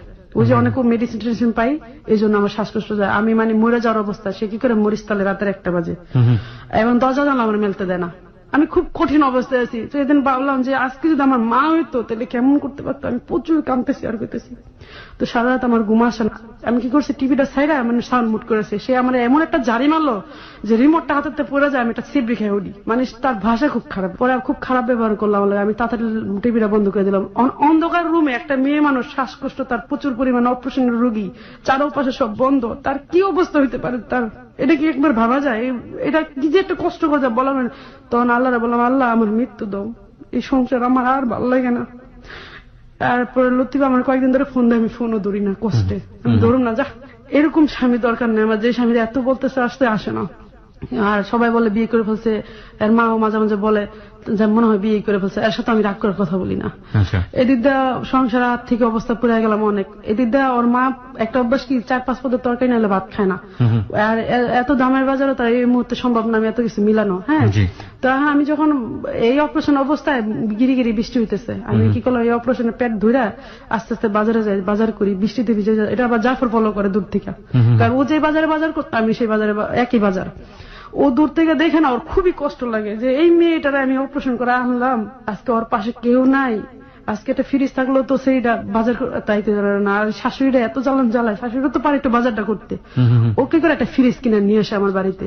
এইখানে আবার আমার একটা মায়া লেগে যায়, আমাকে না এই ফ্রিজ আমি নিতে পারবো না। হালিমন কত টাকা কত মেয়ে করি, কুত্তা কুকুরে খাওয়াই, কোনো মূল্য পাই না, জানোয়ারের মতো রূপ করে সবাই আমার সাথে। আমি বুঝি তোর দুঃখটা, তুই আমার প্লিজ তুই ফ্রিজটা গ্রহণ কর। আমি না, আমি এটা গ্রহণ করতে পারবো না। ফ্রিজ দেয় জানি আমি বাজার না বাইরে হইতে হয়, যে অপারেশন যে আমার, এই জন্য। তো ফ্রিজটা আমার ঘরে দেওয়া হয়, ওয়ালটন ফ্রিজ কিস্তিতে নেয়। ও অনেক কষ্টের মধ্যে থাকে, ওই কারণ ওর ফ্ল্যাট বিক্রি করতে হইতেছে বাড়ির কাজের জন্য। তা আমি চিন্তা করলাম আসলে আমি প্রচুর কষ্ট হয়, আমার শ্বাসকষ্ট লইয়া অপারেশন লইয়া রাস্তা বের হইতে, তো কেউ তো বোঝে না। বা আমার বোনও একদিন এসে আমার বাসায় চুক্তি দেয় না, কারণ সেও ব্যস্ত তার সংসার নিয়ে, তার স্বামীর অবস্থা খুব খারাপ। এখন আপার পাশেও কেউ নাই, আপার সংসারটা উপরে দিতেছে। এখন আমারও সংসারের জামালা আমার গাড়ায় পড়তেছে, আপা যে হেল্পটা করতে পারতেছে না, লতিফ যে টাকা দেয় সেটা তো আমার হয় না, আমি কোন দিকে যাবো? এখানে বাচ্চা ইংলিশ মিডিয়াম পরীক্ষা দুনিয়ার টাকা লাগে, প্রতি মাসে 7,000 টাকা লাগে ওর পিছনে, আপা দিত, এটা দেওয়া বন্ধ হয়ে যায়। এখন আমি এদিকে দিব না সংসারে চালামো, আর জমানার তো কোনো ভ্যালু লেছে, কোনো নেই আমার। এখন আমি পুরো যে একটা ফেরে ফ্রিজটা কিনে দিয়ে আবার কি করে মাঝে মাঝে বাজার করে গেটের সামনে ফালা চলে যায়, ও আমার বুঝতে দেয় না। কিন্তু অনেকে কই বাজার কর, ও ফোন দিয়ে বলে হালিমা আল্লাহ দোহাই লাগে তুমি বাজারটা ঘরে নাও, আল্লাহ তোমার দেখো তুমি এর সময় বাইরেও না, তোমার সমস্যা হইব। তো আমার কাছে নিজের কাছে খুব খারাপ লাগে যে একটা পরপুরুষ, মানে লোক ভালো, মানুষ তো খারাপ ভাবে, ও তো আমার বাজারটা দেয়, আমি কিভাবে নিব? আপনি তো আপনার জায়গায় অসহায়, সমস্ত রকম ভাবে অসহায়, সমস্ত ভাবে অসহায়, কেউ আমার পাশে নেই। না দুলাভাই বেডে পড়া, বাবা তো থাকে সৎ মায়ের ঘরে। না, বাবা মারা গেছে, এর মধ্যে বাবা এর মধ্যে মারাও গিয়েছে, আরো আগে লতিফ যাওয়ার আগে মারা গেছে, আর মারা গিয়েছেন। যাই হোক, সে পাঠাতে আমরা আনিনি এখানে।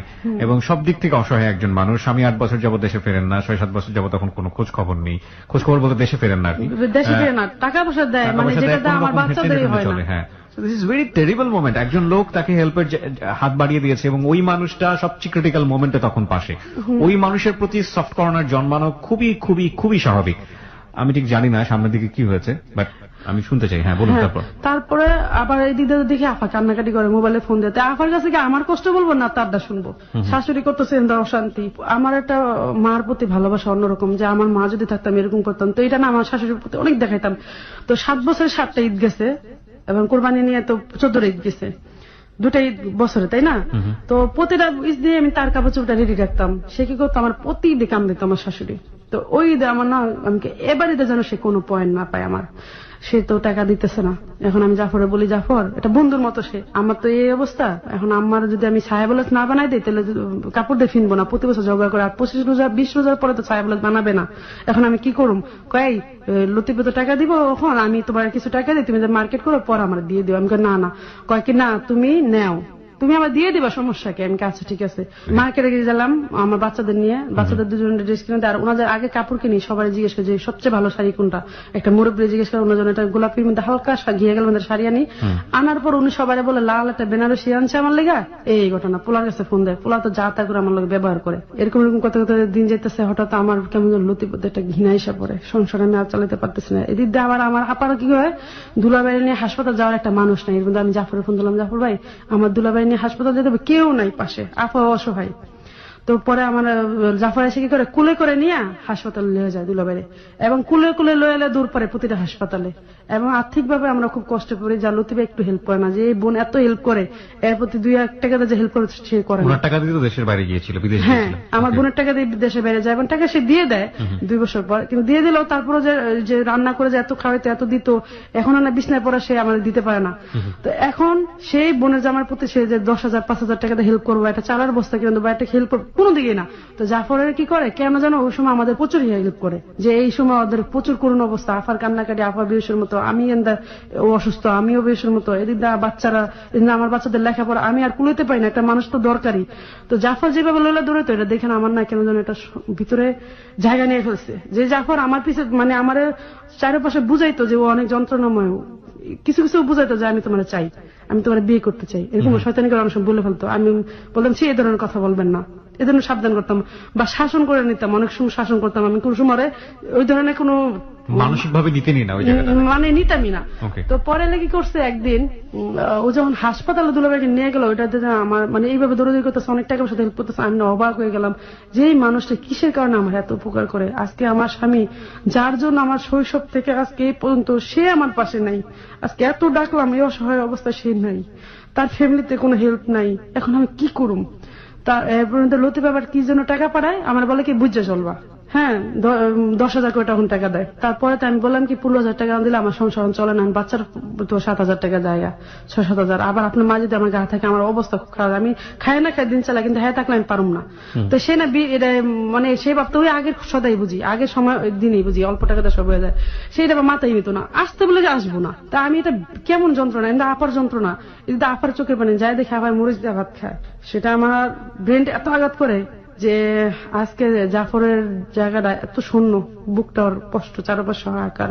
আমার বান্ধবী আমাকে কসম দেয় যে তুই বলিস না ঘটনাটা, এরকম এরকম জাফর একদিন, জাফর প্রচুর আমার পিছে, মানে আমি যে কেয়ার করতাম না, জন্য জাফর ওর কাছে যেই কামতো, মানে জাফর যে কোনো ভাবেই আপনাকে বিয়ে করতে চাইতো, আমার কাছে নিতে চাইতো, যে ওর পাশে তো কেউ নাই, আমি ওর পাশে দাঁড়াতে চাই, ও তো এত অসহায়, আমিও অসহায়, তা আমরা একটা ঘর বাঁধি, যেহেতু আমিও সুখী না সংসারের দিকে, মানে ও তো ওর বোর মন পাই না, ওর বউ ডাইরেক্ট ওই লোকের সাথে খুব ভালো অ্যাফেয়ার, মানে ও জানে ওরে, এর মধ্যে আবার ওর বউ ফ্ল্যাট বিক্রি করে 9 লাখ টাকা নেয়, মানে অত্যাচার করে প্রচুর ঘরের মধ্যে। তো ঠিক আছে, আমরা ওই সিনারিটি জায়গাটা এবার নাই বা গেলাম, কিন্তু একটা জিনিস বুঝতে পেরেছি যে উনি সাংসারিক ভাবে কোনোভাবেই হ্যাপি ছিলেন না, সেটা প্রথম পরিচয় থেকে বুঝতে পেরেছি। তো যাই হোক, ও কি করলো, ও বলে যে হুমায়রা ওর বল না, ওর জন্য এইভাবে কষ্ট না করে, ও যেন আমার জীবনে আইসা পারে। তো হুমায়রা ভাই কয় কি, আপনি একটা পাথরের পাল্লায় পড়ছেন, ওর জীবন ওর মন নরম করবো না এই দিক দিয়া, ওর বাচ্চা সন্তানরা অনেক ভালোবাসে সংসারে, ও দেখেন না কিভাবে পরিশ্রম করে সংসারে, এরকম কেউ করে, কয় হ্যাঁ আমি খুব ধন্য, এমন একটা স্ত্রী লতিফ পাইছে যা মূল্য লতিফ দিতে পারতেছে না, এইটা যদি আমি পাইতাম আমি মাথায় রাখতাম, ওরা বল না। তো ও কি ওর একটা পলিটিক্স করে কিনা আমি জানি না, ও আমার বলে কি, হালিমা ওর বাবা আমার মারা যায় কদিন আগে, তোর একটা কথা বলে, আমি কি, ও আবার আমার স্বামীর সাথে মাঝে মাঝে কথা বলতো লতিফের সাথে, তো আমার কি জানো আমি সিমটা কেন বন্ধ করছি, আমি কেন, কয় লতিফে আমার বিয়ে করতে চাইছে, তুই কিন্তু আগে কসম দেয় যে কারো বলবি না। আমি এবার হাইসে উড়া দিই, কারণ আমার ভিতরে কিন্তু খেলতেছে যন্ত্রণাটা, কিন্তু আমি বলি না, কারণ এরা ছোট করা যাবো না। আগে ধর ফান করছে, তুই এখনো সময় আছে, জাফরের বিয়ে করে 8 বছর হয়ে গেছে, তোর এই যে তোর 17 বছর বয়সে তোর থুয়ে গেছে, আজকে তোর একটা পূর্ণ বয়স যা দাঁড়াইতেছে, এখন তোর প্রতি কি কেয়ার করতেছে সে, একবারও সে আসে না, তুই একবার চিন্তা করতো, তখন না ভিতরে একটু ব্রেন্ড লাগে কথাটা, যে দুলাভাই বিপদে, আমি অপারেশনের রুমে, ওর একটা ফ্যামিলি আসলো না, আজ পর্যন্ত একটু হেল্প করলো না কারো আমার ফ্যামিলির প্রতি, এত পাওয়ার পরে একটা সন্দেহ ঢুকে যায় ভিতরে, কষ্টটা ওর বুঝতে দিই না, আমি ওর একটা ই করে বুঝতে আসে পারে, কেন ফাইজলাম গেছে। পরে দিদি আবার দুলাভাইয়ের অবস্থা খুব খারাপ, জাফর যেভাবে খাটে ওটা দেখেন আমার এত মায়া লাগে বলার বাহিরে।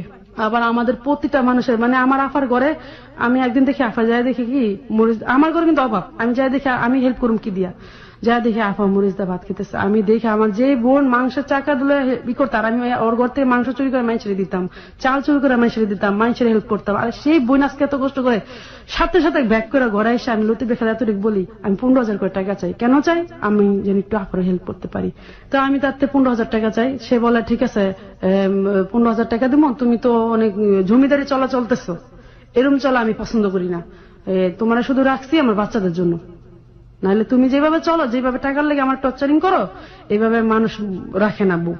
আমি অনেক জমিদার, মানে খুব খারাপ ব্যবহার করে আমার সাথে, মানে আমি জানি মনের কষ্টতেই করছে বা যাই করছে যাই না, আমার কাছে খুব বিরিনটে লাগে যে এত কষ্ট করে চলি, এত পরিশ্রম করে, তারা বুঝতে দেয় না, ফ্যামিলিরে বুঝতে দেয় না, বাচ্চাদের এত সুন্দর করে গুছায় চলতেছি, ছেলে মাদ্রাসায় পড়াইতেছি, 2টা মেয়ে 6 থেকে 7 উঠতেছে, ভালো রেজাল্ট করতেছে ইংলিশ মিডিয়ামে, আর সে কিনা আমার এইভাবে বলে, ইংলিশ মিডিয়ামে 3 বছর ধরে তখন বাচ্চার দায়িত্ব নিছি আমি, এর আগে আমার বোনই সব খরচ করছে সবার প্রতি। তো এখন আমি মানে মনের কষ্টে আমি তারপরে একটা হিট হিসাবে আমি ডিভোর্স করে দেব, তুমি যখন সবসময় আপার দিকে ডাকাও, আপাও তোমার দিকে ডাকায়, এখন তো আপার কিছু নাই, আমি কার দিকে যাবো, তো যাক তোমারও মুক্তি করে দেওয়া যায়, আফারও মুক্তি করে দেওয়া যায়, মনে একটা কষ্ট। আফার আবার একটু বললাম, আফা তোমার বাড়িতে আমার একটা রুম দিবা, তাহলে মনে হয় আমার কথা হলো আমার আপার লগে আমি এক লগে খামো, তাহলে হয়তো বা গরবাটা বেঁচে গেলে আমরা একসাথে রান্না বান্না করে খেতে পারো, তাহলে একটু কেটে যাবো। আপা না আমার লগে খারাপ ব্যবহার করে, কয় তোর জামাইরা পাইলা তোর জীবনটা নষ্ট করে দিছি, এখন তোর গরুটায় আরো জীবনটা নষ্ট করে দিন, দরকার নাই, তুমি দূরে আসো এমনি থাকো, তুমি বোন তোমার পোস্টে দিন, তোমার জামাইরা আমি আর পোস্টে দিতে পারবো না। এইভাবে সে কথাটা বলে বিরিনটি লাগে যে আমার বোন তার আমার স্বামীর জন্য কি আমাকে রাস্তাঘাটে পড়ে থাকুন দেখে কি সে আমার মূল্য দিব না? আমার কাছে এত খারাপ লাগলো যা তোদের যদি দিয়ে তাকে তোদের দিয়ে তাকে আজ পর্যন্ত একটা ভুল কাজ করলাম না। আমি রাস্তার মধ্যে পাগলের মতো হাঁটতেছি আর কান্না করতেছি, লতিফ আমার মোবাইলে খারাপ ব্যবহার করে আমার সাথে, কয় তোমার মতো স্ত্রীকে নিয়ে আমি সংসার করি ঠিক কা, খুব খারাপ ব্যবহার করে। তখন রাস্তা রাস্তা হাঁটি আর কই, এর মধ্যে জাফরে আবার আফা ফোন দেয়, দেখো জাফর হালিমনের মনের অবস্থা খুবই খারাপ, চিৎকার করে কানলো, দেখলাম গর্তে বেড়ে গেল, ও কোনো অ্যাক্সিডেন্ট ঘটালায় ভাই দেখতো। তো জাফর আবার জানতো আমি একটা জায়গায় সবসময় বসে কান্না করতাম, তো ও মাঝে মাঝে দেখতো ওই জায়গায় কান্না করতাম, মানে ওই জায়গায় কি করলো জাফর গেল, যা দেখে হ্যাঁ আমি ওই জায়গায় বসে কান্না করতেছি, পরে যায় বলে হালিমা শোনো, পুরুষ মানুষ যখন বিপদে থাকে অনেক জ্বালাই থাকে, হয়তোবা জিদ্দের মাথায় তোমার কথাটি বলছে, হয়তোবা মনের কথা না। আমি দেখেন আপনি তো আমার মনের কথা জানেন না, আমার ভিতরের খবর জানেন না, আপনারা কইতে পারি না, কারণ আমি শুরু করতেও চাই না। হালিমান এরকমই মানুষের জীবনটা হয়। আজকে দেখো নুরজাহান আমি এত ভালোবাসি, 14 বছর সিঙ্গাপুর থেকে 13 বার আসি, 5.5 ভরি স্বর্ণ গায়ে দিছি, আমি কোটি লাখ লাখ টাকা পাঠাইছি, আজ পর্যন্ত তার কাছে আমি সকালে নাস্তাটা পাইলাম না, একটা কাপড়ও সে আমার আজ পর্যন্ত ধুয়ে পড়াইলো না, সে কোনোদিন আমার মূল্যই দিল না স্বামী ভাবে। এই যে পায়ের ব্যথা ঘরে পুরা থাকে সে আমার কেয়ারই করে না। হ্যাঁ আজকে তুমি সংসারের লেগে এত করতেছো, তোমার স্বামী মানিক চিনলো না, আজকে তুমি আমার জীবনে জড়া যদি যাইতা তাহলে মনে ভালো হইতো। আমি দেখেন এই ধরনের কথা কই না। তো আমার ভিতরে কেমন একটা হিট আসে, আমি লতিফ আমি ডিভোর্স করে দিই, এসে যাই ডিভোর্স করে দিই, কোর্টে যা কোর্টে গিয়ে আপনি ডিভোর্স করলেন? কত তারিখে করেন এটা, কোন সালের? আমার খেয়াল নাই, ডিভোর্স নামে লেখা আছে 2014 বা 2015, আমার মানে এটা দেখতে হবে, এই মুহূর্তে মনে নেই। আচ্ছা এই মুহূর্তে মনে নেই, ওকে ফাইন। আপনি আমাকে একটু জাস্ট বলেন যে আপনার সন্তানরা এর ব্যাপারটা জানতো যে আপনি আপনার হাজবেন্ডকে ডিভোর্স না? আমি কারোর সাথে ব্যাপারে শেয়ার করি না, ভিতরে ভিতরে জ্বলতেছি, আপারও শেয়ার করি না, কেউ কারো না। কিন্তু লতিফে বলি তোমার আমি মুক্তি দিয়ে দিচ্ছি, তুমি ডিভোর্স করার পরে ভালো থাকো, সুখে থাকো। তোমার ডিভোর্স করার পরে সেটা বলেন? ডিভোর্স করার আগে তো তাকে বলেছিলেন? হ্যাঁ আগেও বলছি যে তুমি আমার হারাইবা, যে এইভাবে লাইট দিতেছো আমার কেয়ার করতেছো না, একদিন তুমি কাঁদবা, দেখো তুমি কাঁদবা। তো উনি অতটা কেয়ার করতো না, ও কোনোদিন কল্পনাই করে না আমার এইটা। তা আমি ভিতরে আমার যে ভিতরে যে জখমটা জমে গেছে এত বড় ও ভাবতে পারেনি। তো যাই হোক আমি ডিভোর্স করে দিই, কারণ আমার সাথে যেটা হইতেছে ওটা তো দেখতেছে না, ও খালি শুনতেই আছে, আর শোনা জিনিসটা কিন্তু আঘাত তো লাগে না, যারা চোখে দেখে যারা বুক করে তারাই বুঝে। তো পরে আমি কি করলাম, ডিভোর্স করে দিয়ে আইসা বাসায় আমি অজরে চোখের পানি ফালাই, কিন্তু বুঝতে দিই না ও যে টাকা দেয় এটা বাচ্চাদেরই চলে, আমার লাইফ চলে না। তো জাফর ব্যাপারটা যাই না যায় যে আমি ওরা ডিভোর্স দিই, 4 মাস উপরে চলে যায়। জানার পরেও জাফর আমার বলে তুমি এটা কি করছো হালিমন, তো তুমি আর ডিভোর্স করছো, তুমি আমার বিয়ে করো। আমি বলছি না, আমি আপনার বিয়ে করে আমি চাই না। তো জাফরের ওয়াইফ আবার এদিকে কি করে, ও জাফরের একটা সিন আবার আমি একদিন চোখে দেখি, জাফরের ওয়াইফের একটা সিনটা হলো জাফরের ওয়াইফ একদিন রায়েরবাগ আমি দেখি একটা পুরুষের সাথে, জাফরের ওয়াইফে কি করে আমিও দেখে ফেলাই, দেখালার পরে সে আমার বলে ওই জাফরের নুরজাহানের ভাইয়ের বউ আছে আমার মতো নাকি চেহারা। তো ওই ছেলেটা ভাবে কি আমি ওর ভাইয়ের বউ, দেখে আরে ভাবি, ওই ছেলের নাম হচ্ছে রতন। তো রতন দেখে বলে আরে ভাবি আপনি এখানে। তো নুরজাহান আমাকে চোখটি বেঁধে দেয়, বলে কি তুমি তোমার ভাবতেছো আমার ভাইয়ের বউ, তুমি কিছু বইলো না। তা আমি কি আমার ছেলে আবার মাদ্রাসা যাওয়ার রাস্তা, তো ওই জন্য আমি ওইখানে দেখা হয়ে যায়। তো পরে এলা বলতেছে আরে ভাবি আপনি, তো নুরজাহান বলতেছে তো জাফর ওরা নিতে বলছে, মানে ওরা নিয়ে যেতে চায় আমার বাসায়। তাই আমি কই তো যান, সমস্যা কি। তো জাফরের সাথে এর মধ্যে আমার আগে একটা কথা আছে, জাফর যখন বলে যে এই ছেলের সাথে ওর সম্পর্ক, তো এই ছেলের লেগে প্রতিদিন ঘরে মারামারি হয়। আমি এবার একটা বুদ্ধি দিলাম যে ভাই যেটাও এইভাবে নাই সেটা আপনি ফ্রি ভাবে নেন, তাহলে আর সংসারের গঞ্জাম হবে। যেহেতু ছেলেটা বিয়ে করছে, ছেলের ঘরে 2টা বাচ্চা আছে, অবশ্যই ওরা বিয়ের দিকে আর যাবে না, অবশ্যই ওদের একটা সম্পর্ক আছে, ফ্যামিলি ভাবে নিয়ে গেলে আর কোনো সামলা থাকবে না। এই পরামর্শটা তারা দিই, এই পরামর্শটা সে আবার কাজ করে যে তাহলে তার সংসারটা টিকে। তো সে ওর বলার পর ওই কি করে ওই ছেলেটা আনতে যায়। ছেলেটা আবার টাইটেল মাওলানা পাস, খুব বুদ্ধিমান ছেলে। তুমি তো গোবরে পাড়া দিতেছো, তুমি আমার নেওয়া মানে আমার ধরা খাওয়াই দিতেছো, আমার সামনে বলে। তো ছেলে ভাবে আমি ওর ভাইয়ের বউ, ওই যে চেহারা মিল আছে। তো এই জন্য কি করে অনেক টাকার মিষ্টি কিনা লইয়া চায় ওর বাসায়। নেওয়ার পরে মানে নুরজাহান আমাকে বলে তুমি বলবা ওর সাথে আমার অনেক ঝগড়া হয় জাফরের সাথে, তুমি বলবা ওরে। আমি না, আমি মিথ্যার আশ্রয় নিলাম না, জাফর ভাইয়ের মতো লোকই হয় না, আমি এই মিথ্যায় বলতে পারলাম না। তো ওই ছেলেটা আবার না যাইতে চায় না, এই লেগে কি করে যে হোটেলের ভিতরে যে গ্লাসটা থাকে না কাচের, ওই ছেলের বুকে মারে, তোর জন্য আমার জীবনটা শেষ, তুই 14 বছর ধরে আমরা প্রেম করস, এখন ভাবলস এখন যাবি নাকি লেগা, এই ধরনের কথা বলাতে ছেলেটা কাছে চলে যাবো। তো মিষ্টি মিষ্টি কিনা দেওয়া যখন গাড়িতে উঠে ছেলেটাকে আমি এখন যাবো না, তো বলে কি তোর লেগে আমি আত্মহত্যা করবো, লক্ষ্মী তুমি যদি আত্মহত্যা করো আমি বাঁচুম, এই কথা বলে রতনে। তখন আমি না অবাক হয়ে তাকায় থাকি, আসলে তো জাফরের কথাই সত্য। মানে আমার ভিতরে এখানে জাফরের জন্য আরেকটা মায়া জন্ম হয়ে যায়। তখন বাসায় আসি, আসার পর দেখলাম ওর ছেলে মেয়ে এত ভালোভাবে লোকটারে পায়, জাফরের মানে ওখানে অপরিচিত একটা লোক জাফর 3 বছর ধরে বাংলাদেশে আসছে ও, তখন ও তো 14 বছর সিঙ্গাপুর, 14 বছর 13 বার আসে। তারপর ওর বাচ্চারা ওই লোক রতন ডালি এমন ভাবে হাবুডুবু খাইতেছে, মানে জাফর চোখের পানি অজহরে পরে আমাদের তাকায়, দেখো তুমি তো বলছিলে হালিমা, এই যে দেখো এবার সহ্য করুন কেমন দেখো। তো ওর চোখের পানি দেখে না আমিও ভাবি যে আসলে আমরা দুটা মানুষ না, ঘর দিক দিয়ে এত অসহায়। তো যাই হোক, ওই যে তালাক দিয়ে আসলাম, জাফর এর মধ্যে আমার বললো যে তুমি তো জানো আমার মনের খবর সবই দেখছো চোখে, তোমার কিছু দেখা বাকি নেই, আমারও দেখা বাকি নেই, তো আসো আমরা বিয়ে করি। তো বিয়েটা তখন আমি কেন রাজি হলাম, এর আগে কিন্তু নাহলে 4-5 বার বলে, কিন্তু আমি রাজি হই না, অনেক ভাবেই বলে। আমার শাশুড়ি একদিন আমার ডাইরেক্ট বলে লতিফ বিয়ে করে ফেলছে। লতিফ বিয়ে করে ফেলছে? হ্যাঁ হ্যাঁ, পরে আমাদের আমিও ভিতরে একটা হিট এসে পরে। তখন পর্যন্ত আপনার ছেলে মেয়ে জানে না যে আপনি আপনার স্বামীর সাথে ডিভোর্স? না, মানে তার বাবার সাথে তাদের সম্পর্ক ছিল সেই তখন কথা বলে, তখন কথা বলে যাচ্ছে, বাবাও জানায়নি? না, বাবাও জানে না, আমিও জানি। লতিফ আমি বলি মুখে মুখে, লতিফ বিশ্বাস করে না। তখন লতিফ বিশ্বাস করে না, ও বলে যে আমার এটা হয় না ওর দ্বারায়। পরে আমরা কি করি, লতিফে মানে আমার সাথে মানে ওর মানে না দেখতে ওর সাথে মানে ওর একদিন আমি আবার ফোন দিয়ে বলি কি আপনি কি আমার প্রতি মায়া মমতা নাই? শোনো কেমনে মায়া থাকবো, কোনো মায়া লাগে না তোমার আমার। তো শোনো, বিড়াল পারলো না তার মায়া লাগে, যদি না দেখতে কারোর সাথে চলে ফেরা না তখন মায়া মমতা আউট অফ মাইন্ড, চোখের আড়াল তো মনের আড়াল। হ্যাঁ হ্যাঁ, এই কথাটা তারা বলে। এই কথাটা আবার আমার বিনটা কাজ করে যে দেখতে মায়া লাগে, তা আমারও জাফরের দেখতে মায়া লেগে গেছে, আর ওরা না দেখতে মায়েরা চলে গেছে। এটা ওর কথার সাথে আমার লাইফের লগে মিল পাওয়া যায়। তখন আমি যখন ডিভোর্স দিলাম, তখন জাফর তো জানে আমি একটা অসহায়, আমি তোমার বাচ্চাদের দায়িত্ব নিব, আগে থেকে বলতেছি, তুমি তো রাজি হও না, তুমি এখন রাজি হয়ে যাও, দেখো আমি মরে যাবো তোমার ছাড়া, আমি তোমার ছাড়া বাঁচবো না, তুমি রাজি হও। কিন্তু তারপরও আমার কাছে মনে হয় এটা ভুল হইব, এটা ঠিক হইব না। কিন্তু কেন যেন মনে হয় লতিফ আমি মুক্তি দিয়ে দিই, ও বাইচা যাক, ওর তো টাকার তো হিসাব, ও বাইচা যাক। আমার বোন ওরা যখন এত নিজের বাড়ির প্রতি এত মায়া, আমার প্রতি কোনো ই নেই, যা ওরা সবাই বেঁচে যাক, আমি আমার বাচ্চাদের নিয়ে বাঁচতে চাই। কারণ বাচ্চাদের নিয়ে আমার একটা প্রথম থেকে একটা আইডিয়া, আমি বাচ্চাদের বড় করতে হবে যে কোনো মূল্যে। আমার ছেলের মাদারনিকে ভর্তি করেছে, এখানে আবার জাফর একটা মায়া লাগাইছে, ওর ভাঙা পাওলে 4 তলা উঠতো নামতে ব্যাগগুলো আমার ছেলের যত কষ্ট সে করতো, জীবনে লতিফের ফ্যামিলি থেকে একটা হেল্প পাইনি আমার বাচ্চাদের দেখার বা আমার ফ্যামিলি থেকে কেউ একটু হেল্প করে না। কিন্তু আমার বাচ্চার চোখের পানি যত আছে জাফর মুছতো আর আমি মুছতাম। এইখান থেকে আমার ভীষণ মায়া লাগায় আব্দুল্লাহ বাড়ির ব্যাপার থেকে আর আমার অপারেশনের ব্যাপার থেকে, এই 3টা জায়গা থেকে জাফর আমার মনে জায়গা করে নেয় অলরেডি। তখন তার সাথে আমার বিয়ের কথা চলে এবং আমরা করে যাই বিয়ে করি। কত তারিখে বিয়ে করেন? এপ্রিলের 6 তারিখে। কোন বছর এটা? 2015 সাল চলছে? হ্যাঁ, এই তো বেশি দিন না তো, মানে 2015 সালের এপ্রিল মাসের 6 তারিখে বিয়ে করেন আপনারা? এপ্রিল মাসের 6 তারিখে? হ্যাঁ। ঘটনাটা ঘটেছে জুনে, তাই না? মানে 1 মাস পরেই। ওকে প্রিয় শ্রোতা, আমরা রাত 2টোর পরেও কিছুক্ষণের জন্য নিতে হবে আমাদেরকে, কারণ আজকের স্টোরিটি খুবই গুরুত্বপূর্ণ একটি স্টোরি এবং হেলিড 920 দ্বিতীয়বারের মতো আমরা এই কাজটি করছি। আর খুবই গুরুত্বপূর্ণ একটা স্টোরি, আপনাদের সবাইকে বলবো শেষ পর্যন্ত শোনার জন্য, কারণ শুরু থেকে যারা শুনছেন তারা তো নিশ্চয়ই জানেন যে আজকের স্টোরিটা কতটা গুরুত্বপূর্ণ। আর যারা এই মুহূর্তে যোগ দিয়েছেন তাদেরকে আমরা বলবো যে ফেসবুকে চলে আসুন, কিছুটা হলেও আপনি আপডেট পাবেন। Very very important story. আমরা কথা না বাড়িয়ে আবারও চলে যাচ্ছি হালিমার কাছে। হ্যাঁ হালিমা, যেখানটা আমরা ছিলাম, এপ্রিল মাসে আপনি যখন বিয়েটা করলেন, আপনি তো জানেন যে ওনার স্ত্রীর কাছ থেকে উনি কিভাবে প্রভাবিত হন, কিভাবে মার খান। এই ঘটনা যদি ওনার স্ত্রী জানে, সেক্ষেত্রে ওনার কি হতে পারে? একটা তো আজ করাই যাচ্ছিল, হ্যাঁ, তারপরও রাজি হওয়া, এবং সেক্ষেত্রে একটা অল্টারনেটিভ প্ল্যান থাকতে পারে। আমি স্বীকার করে নিচ্ছি দুজনেই আপনারা খুব ডিফিকাল্ট সিচুয়েশনে আছেন। আপনার জায়গা থেকে সাংসারিকভাবে আপনি হ্যাপি না এবং যথেষ্ট লজিক আছে এই ভদ্রলোকটিকে বিয়ে করার।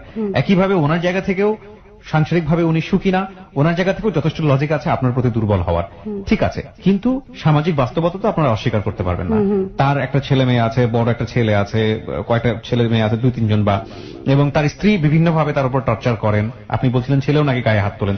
সে মেরুদণ্ড সোজা করে দাঁড়ানোর মতো অবস্থায় তার পরিবারের মধ্যে নাই। এই অবস্থায় যদি আপনি তাকে বিয়ে করেন এবং সেটা যদি সামাজিকভাবে জানাজানি হয়, তার জন্য, তার জীবনের জন্য একটা বড় হুমকি হতে পারে। সেই মুহূর্তে আপনাদের কোনো অল্টারনেটিভ কোনো প্ল্যান ছিল? হ্যাঁ, প্ল্যান ছিল যে ও আমার যখন শুনতে পায়, আমি ওর কথাটা আমি জানতে পাই প্রথমে, আগে আমি তো বলি না বা আমি ওর একসেপ্ট করি না। ওর বাড়িতে আমাকে একদিন নেয়, ওর চাঁদপুর ওর বাড়ি, ওর বাপ মার কাছে। তো ওর বাবার একদিন আমার বাড়িতে আনে, বুড়ার মধ্যে বাইনা নিয়ে যাওয়ার, 2 বোনের সাথে দেখা, ওর ভাইয়ের বউর সাথে দেখা। এর মধ্যে জাফরের বিয়ে করতে আমি রাজি না দেখে ও বিষে না কিনে রাখে ঘরে, ড্যারিং একটা বিষ। তো ওর ভাইয়ের বউ যে একদিন আসে আমার বাসায়, আমি বলি ভাবি বিষটা না আপনি সরালেন, ওর খাড়ে নিচে আছে দেখেন। ও আমার বলে যদি আমি না বাঁচতে পারি ওদের জ্বালায় আমি আত্মহত্যা করুন, এটা ওর ফ্যামিলির জ্বালায়। তো এইটা আমি আবার ভাবিরে বললাম, ভাবি আবার ওই বিষটা সরাই ফেলায়। আচ্ছা, তো এইখানে একটা ঘটনা রয়ে গেছে। তা আমার ভিতরে আতঙ্ক যে আমি যদি ওর জীবনে না যাই জানি ও আত্মহত্যা করবে। না সেটা ঠিক আছে, ওটা ওই বেশি না আমার প্রশ্নটাই। প্রশ্নটা হচ্ছে যে আপনারা তো নিজে টিকতে হবে বিয়ে করার পর। হ্যাঁ আমি বলি এটা বলতেছি। কোনো অল্টারনেটিভ আমাকে জাস্ট অ্যান্সার করেন, কোনো অল্টারনেটিভ প্ল্যান ছিল কিনা? লাইক এখান থেকে আপনারা ভেগে অন্য কোথাও চলে যাবেন বা অন্য কোথাও গিয়ে স্থান করবেন। ওর সংসার যখন জানবে যে আপনি, হ্যাঁ এই কথাটা আসতেছে সামনে, সামনে আসবে কথাটা। তো আমি ওর বাড়িতে, আমি আমার কথা হলো আগে ওর বাপ মার অনুমতি নিতে হবে আমার, কারণ যেহেতু ও অনেক নির্যাতন অবস্থা স্যার, এই বউও অনেকবার তালাক দিচ্ছে। ওই বউটার চোখে দেখছি পরকীয়া প্রেম এবং অন্যজনের সাথে অবৈধ সম্পর্ক, এবং তার প্রতি কোনো ফিলিংস নেই, এবং 9 লাখ টাকা তাতে নিচ্ছে, এবং ঘরে ডাকাতি করাইছে। সে ডাকাতি করে শেষের নগর না, সে আত্মপ্রবোধ করছে ওই মহিলা। অনেক গল্প আছে যেগুলো হয়তো যেগুলো আমি অনেক কিছু বলতে পারতেছি না, সময় নেই। তো এখন ওই মহিলা ওর বাড়িতে গেলাম, বাড়িতে গেলার পর ওর বাবা মা আমার দিকে সন্তুষ্ট, খুশি। ওর বাবা মার কাছে কান্না করে জানো কি বলে, আমার ডাকায়, ডাকার পর তুমি মা রাজি হয়ে যাও, আমার তোমার এতদিনের অবস্থা তোমার যেভাবে যেভাবে বলে বাবা মা বিশ্বাস করে। ও বলে যে আমার ছেলেটা জীবনে সুখী না। ওর মা আমার দৌড়ে চিৎকার করে কান্দে, আমার ছেলে জীবনে সুখ দেখিনি আমি, মা তুমি রাজি হও, তোমার সবকিছু আলাদা করে দেব। তা আমি না খালি অজরে চোখের পানি ফেলালাম যে এমন জীবনে সে কেন আইলো, আমার 3টা বাচ্চা আছে, আমি তো এদেরকে কান্দিতে পারবো না। আর আমার বাচ্চারা অনেক আশায় রয়েছে, বাচ্চা বাবা নিয়ে মার্কেটে যাবো, বাবা নিয়ে খাবার খাইবো, বাবা নিয়ে এতদিন পর বাবা আসবে, এটা আশা। এইটার ভাইবেন আমার চোখ অজরে পানি পড়ে। যাই হোক, মা আমার নিচে পিছিয়ে বলে কি, মা তুমি রাজি হয়ে যাও বিয়েটায়, আমার ছেলে তোমার অনেক সুখী করবো, তুমি আমার ছেলের দিকে তাকাও। আমি কিছুই বলি না। তখন তো আমি লতিফকে ডিভোর্স দিয়ে দিছি, তখন আমি রাজি হই ওর বাপ মার কথায়, এবং ওদের ভালোবাসায় আমি পাগল হয়ে যাই যে এই ভালোবাসাটা আমি জীবনে চাইছিলাম, যেটা আমি জীবনে পাইনি। রাজি হলেন, বিয়ে করলেন। আপনি যেটা বলছিলেন এপ্রিল মাসে বিয়ে করলেন 2015 সালে। হ্যাঁ ওই যে আমার প্রথম কাবিন, যেটা জি সব আমি দেখেছি, সব চেক করেছি, সব আমার কাছে আছে। প্রিয় শ্রোতা, ডকুমেন্টস গুলো ফেসবুকে দেওয়া আছে, আপনারা চাইলে দেখার জন্য চলে আসতে পারেন। আমাদের ফেসবুকের ঠিকানা www.facebook.com/hello8920, স্পেলিংটা হচ্ছে HELLO8920, পেজটি হচ্ছে RJ কিবরিয়া নামে। আপনারা যারা ঘটনা একেবারে শুরু থেকেই শুনছেন তারা কিছুটা হলেও আজ করতে পারছেন যে ঘটনার রেজাল্টটা আসলে কেন ওদিকে গিয়েছে বা কি দাঁড়িয়েছে। আমরা আগাচ্ছি আরো সামনের দিকে। হ্যাঁ বলুন। তারপরে এপ্রিল মাসের 6 তারিখ আমাদের বিয়ে হয় জসকোটে, 5 লাখ টাকা কাবিনে বিয়ে হয়। আমার ওই বান্ধবীও ছিল। মৌখিকভাবে জাফর তার স্ত্রী নূরজাহানকে বেশ কয়েকবার তালাক দিয়েছে। হ্যাঁ, এবং তাদের সাথে তার মিলামিশাও নেই, আলাদা আলাদা থাকে। তা থাকুক, কিন্তু একটা কাগজপত্রের ব্যাপার আছে, একটা আইনি ব্যাপার আছে। সেই ব্যাপারে কি সে কোনো পদক্ষেপ নিয়েছিল না? জাফরের কাছ থেকে আইনি ভাবে তাকে তালাক দেয়া, কাগজপত্রের মাধ্যমে তালাক দেয়া, যেটা আপনি করেছেন, এটা কি করেছিল জাফর? না, জাফর এটা উকিলকে বলে যে আমি এরকম নির্যাতন হইতেছি ওর দ্বারা, যে কোনো মতে মানে এরকম এরকম আমি ওর তালাক মুখ দিচ্ছি। তো লোকটা বলে তো আপনিও তালাক দিয়ে দেন, যেহেতু এইভাবে অশান্তি, কোন দিন কোন ঘটনা হয়, মেয়েটা মাঝখানে বিপদে পড়বো, কয় হয় আমি দিব, কিন্তু আমার বাচ্চাগুলার একটা সেটেল করে লিওর। কারণ হালিমনের একটা সেটেল করে তাকে তালাক না দিয়েই, না দেয়া বলতে আমি যেটা বোঝাচ্ছি যে আইনি ভাবে তালাক না দিয়েই আপনাকে বিয়ে করেছে, এবং সেক্ষেত্রে প্রথম স্ত্রীর পারমিশন সে নেয়নি। দিস ইজ টু বি যা ঘটনা তাই। হ্যাঁ ওকে, বলুন। তারপর না, এটা বারবার বলছে যে তুই যদি আমার এইভাবে জ্বালাস আমি কিন্তু ওর বিয়ে করে ফেলবো। সেটা তো মানুষ ঝগড়ার সময় অনেক কিছুই বলে, সেটা অনেক কিছুই বলে, বাট বিয়ে করতে যাওয়ার আগে বলা সেটা অন্য জিনিস। হ্যাঁ বলুন। তারপর জাফরের বিয়ে করার একটু কারণ আছে, ও বিয়েটা কেন করে। ও কিন্তু যত যাই হোক, ও কিন্তু বিয়ে ফ্রিতে মানে বিয়ের আশা ছিল না। নূরজাহান রে এবং রতন রে ও একসাথে দেখে এক ঘরে। ওটা দেখার পরে স্ত্রী আর যার সঙ্গে ওনার পরকীয়া ছিল তাকে এক ঘরে দেখেছে। ওর পায়ে প্রচুর ব্যথা, ও এমন একটা অবস্থা, এক ঘরে থাকে, এর মধ্যে আলাদা রুমে ওদের দেখে। দেখার পর ব্রেন আউট হয়ে যায়, প্রচুর কান্না করে, এত কান্না করে যেহেতু বলার বাইরে। তখন আমি ওরা বুঝ দিই, তখন আমি ওরে রক্ষা করে যাই। আমার কেন যেন মনে হয় এটাকেই আমার রক্ষা করা উচিত। দুটো জিনিসই আমরা এগ্রি করে নিচ্ছি। একটা হচ্ছে আপনার জায়গা থেকে আপনি অবশ্যই অন্য একটা মানুষের জীবনে যাওয়ার জন্য আপনার যে অবস্থা ছিল সেটা এনাফ ছিল। হ্যাঁ, আপনি আপনার চুজ করাটা আরো আগে উচিত ছিল, আপনার যে ঘটনা আমি শুনলাম। এবং একই সাথে জাফরের জায়গা থেকেও সেটা সত্য, কিন্তু আপনি যেভাবে আপনার স্বামীকে তালাক দিয়েছেন কোর্টে গিয়ে, করে আপনি একটা আইনি পদক্ষেপ নিয়েছেন, কিন্তু জাফর সেটা না করেই আপনার কাছে আপনাকে বিবাহ বন্ধনে আবদ্ধ করেছে। This is a big point. আমি বলছি না ভুল হয়েছে না মন্দ হয়েছে, বাট দিস ওয়াজ যেটা ঘটনা ঘটেছে সেটাই। হ্যাঁ বলুন। তারপর জাফর আমাকে খালি এতটুকু বোঝায়, 3টা বাচ্চা আমি অসহায় করতে চাই না। আর আমিও এটা মানতাম, আমি যদি জোর করতাম করে দিত তালাক। কিন্তু ওর কাছে তখন মানে ও আমাকে একটা মানে বহুত মূল্যবান জিনিস ভাবতো, যে ও একটা অসহায় মানুষ, ও তো জীবন 4 বছর ঘুরে ওর আমি রাজি করতে মানে পারি ও না। যেটা চেয়েছিল যে আপনাকেও থাকবে, প্রথম স্ত্রীও না, থাকবে। প্রথম স্ত্রী থাকবে, তবে বাচ্চাদের জন্য থাকবে, মানে- এবং যা লাগে পরিপূর্ণ দিবে, কিন্তু স্বামীর ভালোবাসা তাকে দেবে না। এই জন্যই দিবে না কাগজে কারণ কলমে তারা- তালাক হবে না। হ্যাঁ, তারা কোনোদিন মূল্য দেয়নি। আজকে তার এই জীবনের পর্যায়ে হলো কারণ হলো তার, মানে এই কাগজে জন্য- কলমে কোনো তালাক হবে না, বাকি কি হবে না হবে সেটা পরের বিষয়। তো ওকে। তারপরে আমরা বিয়ে করি, বিয়ে করার পর বাসায় আসি, আসার পর ওরা ছোট ভাইয়ের বাসা যাই, হাবিব নাম, না বললেই না। তো ওই ছেলেটা আবার ওর মনের কথা সব জানে। ছেলেটা 3-4 দিকে তাল দিয়ে চলে, জি। যেমন ওর ওয়াইফের লগে ভাবলে চলে, মনের কথা সব জানে, ওরটাও জানে, জানি না আবার সব কথা ওরই বলে, কারণ ওর সাথে কোনো বেমানি করে না, ওর সাথে সব কথাই শেয়ার করে। তো এর মধ্যে ওই ছেলেটার বাড়িতে যায় আমাদের ওই দিন রাত থাকা হয়। আমরা দুজনে ফ্রেশ হয়ে নামাজ পড়লাম, নামাজ পড়ে দুজনের হাতে দুজন রাইখা আমি বললাম যে জাফর, ছোট থেকে বড় হয়েছে একটা আশা ছিল যে স্বামীর সংসার করবো, অনেক সুন্দর করে তার ভালোবাসা পাবো, সেটা যেন আমি তোমার থেকে পাই, তুমি যেন কোনোদিন অবহেলা না করো, আমি তোমার কাছে কোনো অর্থ সম্পদ চাই না। হালিমার এতদিন যা হয়েছে অনেক যুদ্ধের বিনিময়ে আমি তোমার পাইছি, এখন তুমি আমার সাথে সংসার করবা, সুন্দর করে আমি করব, আমি জীবনে যে অভাবটা আমার সেটা তুমি পূর্ণ করবো, তোমার অভাবটা আমি পূর্ণ করবো। আর 3টা বাচ্চা নিয়ে তুমি টেনশন করো না, আমার 3জন তোমার 3জন, আমাদের 6টা বাচ্চা, এই 6টা বাচ্চার ভবিষ্যৎ নিয়ে এখন আমরা থাকবো, আর কিছু না। জি। তুমি জীবনে আমার কাছে আসা, এটা আমার কাছে অনেক বড় পাওয়া। এই প্রথম মনে হয় জীবনে আমি কিছু পাইলাম আল্লাহর কাছে, এটা বললো, সান্ত্বনা দিল, দিয়ে সাথে সাথে বাসা চলে গেল। ও ওদিন আসার কথা না, শ্বাস করে ও হঠাৎ করে দেখি আয়সা বললো 12টার দিকে, আয়সা আমার একটা তবজি দিল, যে তবজিটা আমি নিয়ে আসছি সাথে। তো সে আমার এই তবজিটা হাতে দেওয়ার পর আমার বললো, তুমি এটার মূল্যটা কি বুঝলা? আমি কি, এটা কোটি কোটি টাকা দো, এটার মূল্য পাওয়া যায় না, এত বড় একটা মূল্যবান জিনিস আপনি আমাকে দিচ্ছেন। সে অনেক খুশি হয়ে গেল। আমার বললো কি, আমি তোমার একটু শাড়ি পরা দেখতে চাই। আমি কাপড় পরলাম, আমার সাথে ছিল একটা কাপড় পরলাম, পরার পর আমার পা ধরে সালাম করলাম, ও খুব খুশি হয়ে গেল, এত খুশি হলো বলার বাহিরে। তো যাই হোক, ওই দিন আমরা ওই বাড়িতে ছিলাম একদিন। তো সকাল ভোরে ও বাচ্চা, ওর মেয়ে আবার ও স্কুলে না নিলে স্কুলে যাওয়া হয় না, পরীক্ষা না দিলে ওর নিয়ে গেলে পরীক্ষা দেওয়া হয় না, কারণ ওর ওয়াইফ 12টার আগে ঘুম থেকে ওঠে না, ঠিক আছে, এবং কোনোদিন নাস্তা বানায় না, ওই নাস্তা বানায়। তো ওর একটা টেনশন, ও ভোরে ওটা চলে যায়, ও যায় নাস্তা বানায় বাচ্চারা স্কুলে দিয়ে, ওই স্কুলে দেওয়ার পথে আবার আমার কাছে আসে। তখন আমি মনে মনে যখন চলে যায় তখন ভাবি, মনে হয় অনেক কিছু বুক করতে হবে আমার জীবনে, এটাই আমার দিকে আসা, তো এটাই আমার গ্রহণ করতে হবে, ওটা আমি কোনো নিই না, ওর কষ্ট মানে আমার কষ্ট, ভালোবাসা পাইলে ওখানে কষ্টটা কোনো কিছু না। এদিক দিয়া আমার মেয়ের কথাটা শুনে ফেলায়, মানে আপনি তাকে বিয়ে করেছেন এটা জেনে ফেলায়। আমি বলে দিছি ডাইরেক্ট, বলার পরে আমার মেয়ে কান্নাকাটি প্রচুর। আর আমার ব্রেনটা যেন কেমন কাজ করে, কি আমার মেয়ের আমি, এটা কি করে হয়, আমার মেয়েটা কষ্ট পেলো, এটা তো আমি ভাবিনি আগে, এরকম ওর দিকে তো ভাবিনি। কিন্তু ওরে একটা কান্না একদিন আমাকে দুর্বল করে, যে মা প্রতিদিন 10 টাকা নিয়ে যাই, সবাই মুরগির রোস্ট কিনে খায়, ইংলিশ মিডিয়ামের স্কুলের ছাত্রী আমি, 10 টাকা করে কি পাওয়া যায় মা, এ কেন কান্না করে। ওই কান্নাটাতে না আমি ভাবলাম আমার মেয়ের জন্য আমি সব পারবো। তো ওই কথাটা আমি ভাবি, মা তোমার জীবনটা তো সুন্দর করতে চাই আমি চাই না তোমার বাবার দিয়ে তোমাদের জীবনটা নষ্ট হোক, আমি চাই তোমার জীবনটা, আমি তোমাদের 3জনের জীবনটা তো সুন্দর হইবা, আমার জীবন যাওয়া হইব। মা গো, তুমি তো আগুনের ঘর বাইছে নিলা, এই আন্টি তো ভালো না। তো মেয়ের অনেক কষ্ট হয়ে গেল, মেয়েটা খুবই কান্না করলো, অনেক, আমিও কান্না করলাম। ওই সময় আমি প্রচুর মেন্টালি অবস্থা আছি। লতিফ কথাটা জানলো, লতিফ সাথে সাথে 8 বছরে সে আসতে পারে না, কিন্তু তখন সে অসুস্থ হয়ে গেল, কি যেন একটা খাইছে, মানে তখন সে বিলিভ করেছিল হ্যাঁ যে কি হারাইলাম। তখন সে বলল, আমি তো ঘুমান্ত ঘরে ছিলাম, হালিমন তোমার ভিতরে এই জিনিসটা কাজ করে, তুমি এতদিন কেন বললেন আমারে? আমি বললাম যে আপনি তো জীবন ভরে আমার পা দিয়ে ঠেললেন, আমার মনের মূল্যটা বুঝলেন না, আপনার টাকাটা তো প্রয়োজন, টাকাটা নিয়ে আপনি থাকেন, আপনার জীবন সাথে যদি পারেন তারা সুখী রেখেন, এই কথা আমি তারা বললাম। সে বললো, তুমি স্যার আমার জীবন সাথে কি হইতে পারে না।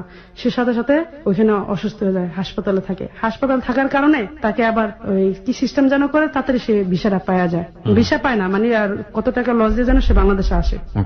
বাংলাদেশে আসে কিভাবে জানো, মানে আমাদের এপ্রিলের 6 তারিখে বিয়ে হয়, 12 তারিখের মধ্যে সে আইসা পড়ে।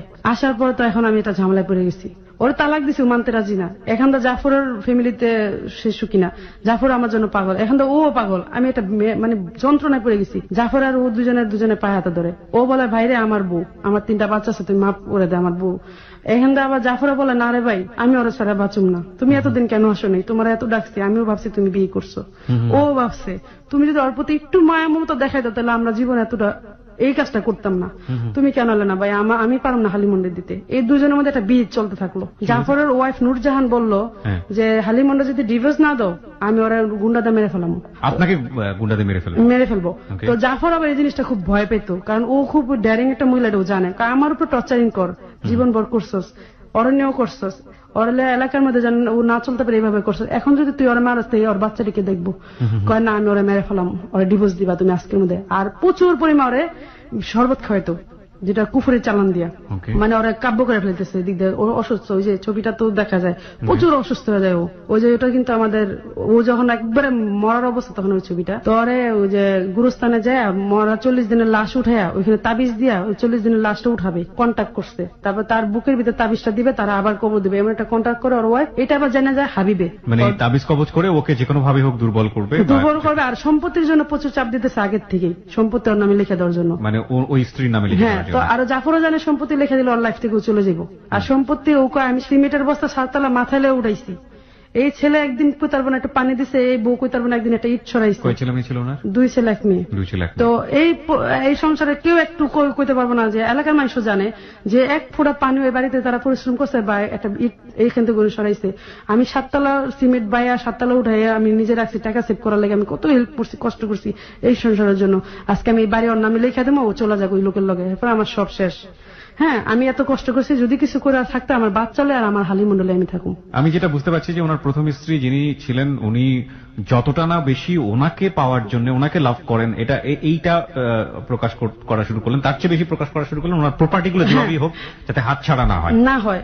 আর জাফরও জানতো যে এটি যেদিন পাইবে দিনে আমরা মেরে ফেলবো, আমরা সরাই ফেলবো, কারণ জাফর তো ওরা জানে। আর এর মধ্যে 2 বার ওরা গলায় দড়ি দিয়ে ওরা মেরে ফেলতে লইছিল। একবার বোতল দিয়ে বাড়িতে 3 ঘন্টা বেহুশ থাকে, ওর ছোট বাচ্চার টিচার আবার দেখে জিনিসটা, আচ্ছা। এবং বাড়ির মানুষ ওরা পায়ে ধরে মাপ চাইতে চায় না। আরেকদিন গামছা দিয়ে দড়ি দিয়ে ওরা পেঁচা জিব্বা অর্ধেক বের করে ফেলায়, তারপরে ও তারে ই করে না, কিন্তু ওর ভিতরে আস্তে আস্তে ওর মনটা উঠা যায়।